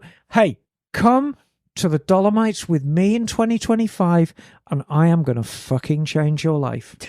Wow. Nice. All right, I got one last one here, and this one is the final lane splitting. The final insult. Lane All right. splitting one. Now, this was an interesting topic. This one is from Josh Clark, and he says, "Hey, Josh. Misfits, Hey, Josh. it's Josh Hey, from Josh. Pennsylvania, Yeah. writing in to address the lane splitting and filtering issue. I'll keep it as brief as possible, and if you want further explanation on my thoughts, I'll write in a follow-up. I personally do not." I personally do like the idea of lane splitting and filtering. Out here in Pennsylvania, it's not legal, but people do it occasionally. Issue is non-riders tend to get angry. I've seen the complaints online and riders flipping off a car who is honking at them. The one time I tried it at a light, a pickup moved to cut me off and honk as I just barely avoided collision. Yeah. Wow. What doesn't help is the e-bike scooters and unplated off-road dirt bikes weaving through traffic, going the wrong way, down one-way streets and running red lights.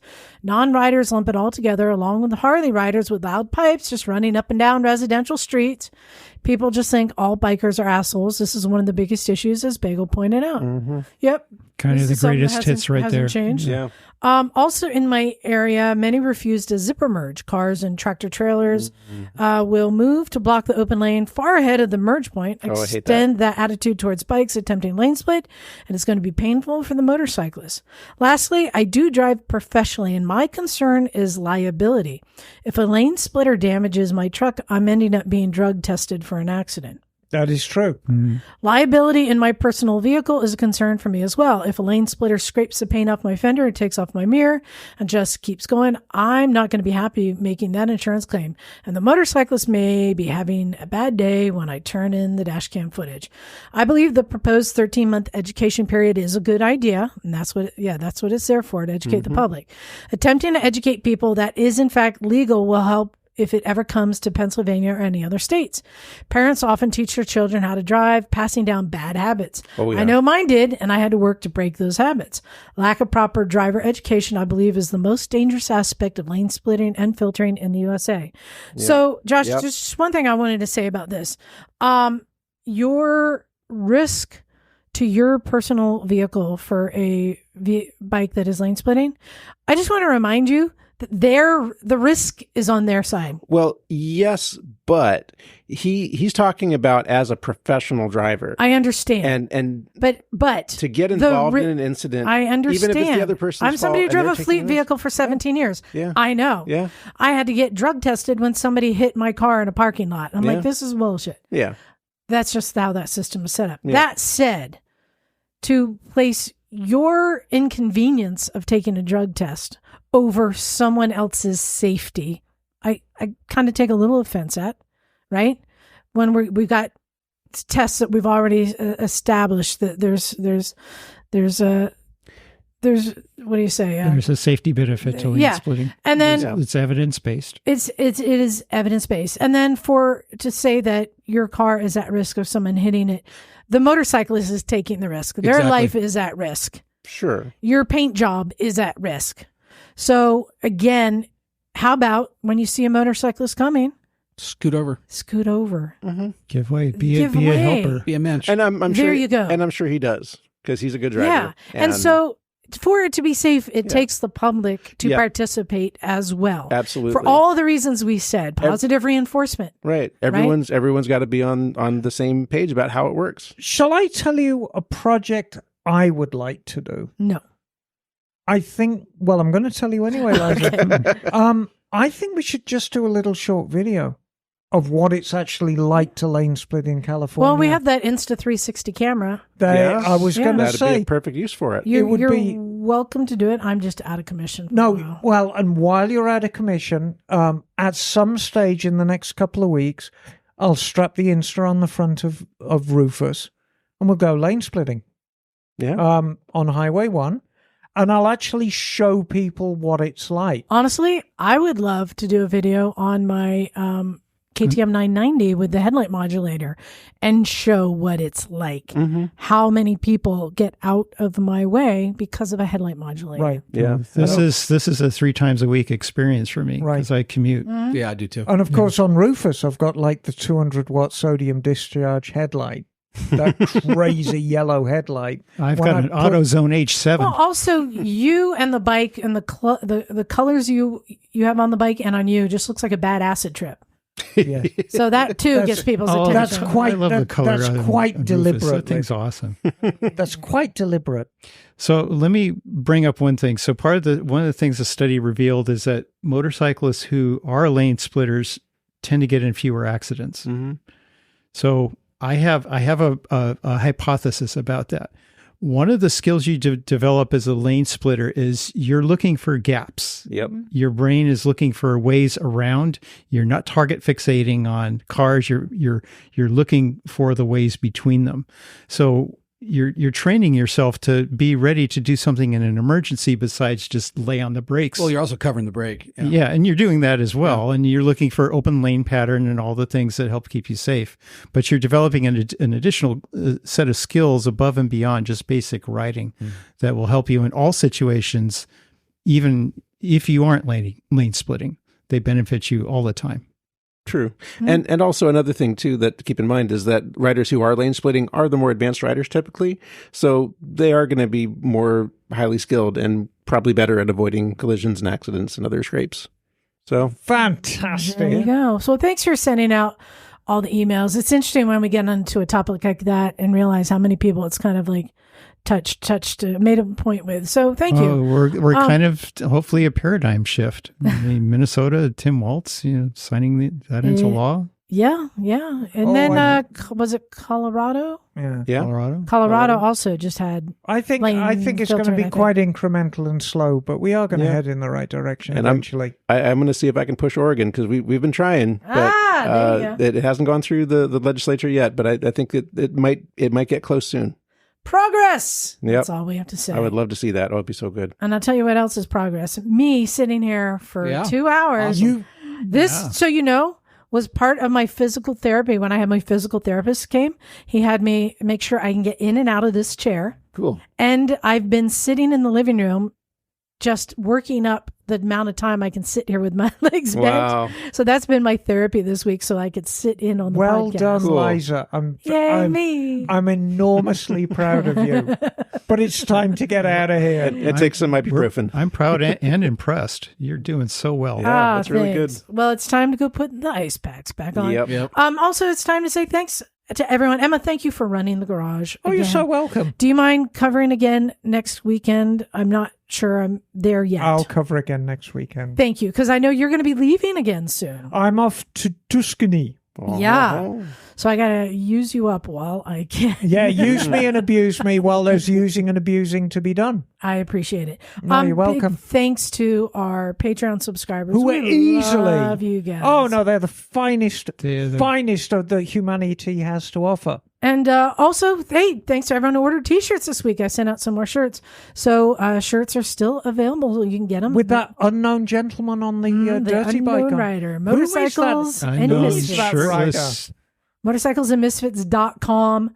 You can go to our shop. You can find that there. You can email us. Send us more emails. Let us know what you are thinking about. And, let's just say, since the question was asked to Brian, I'd like to ask this to our listeners. What is the one tool in your garage you can't live without? And that What's the one tool that just is like a game changer for you? If you're a tool, let us know. We had this discussion. My name is Dave, and I'm a tool. Yep, that'll work. So you send your email. My favorite tool. To motorcyclesandmisfits@gmail.com. Right, hey. Let us know about your favorite tool. Fucking hell. All right, Wenger. And big thanks to Steve Knoble for coming on and sharing. Yeah, thanks, Steve. All right, let's get out of here. Thanks, everybody. This is Liza. Stubby John. You Wenger. Bagel. Yep. And we are out of here. Cool.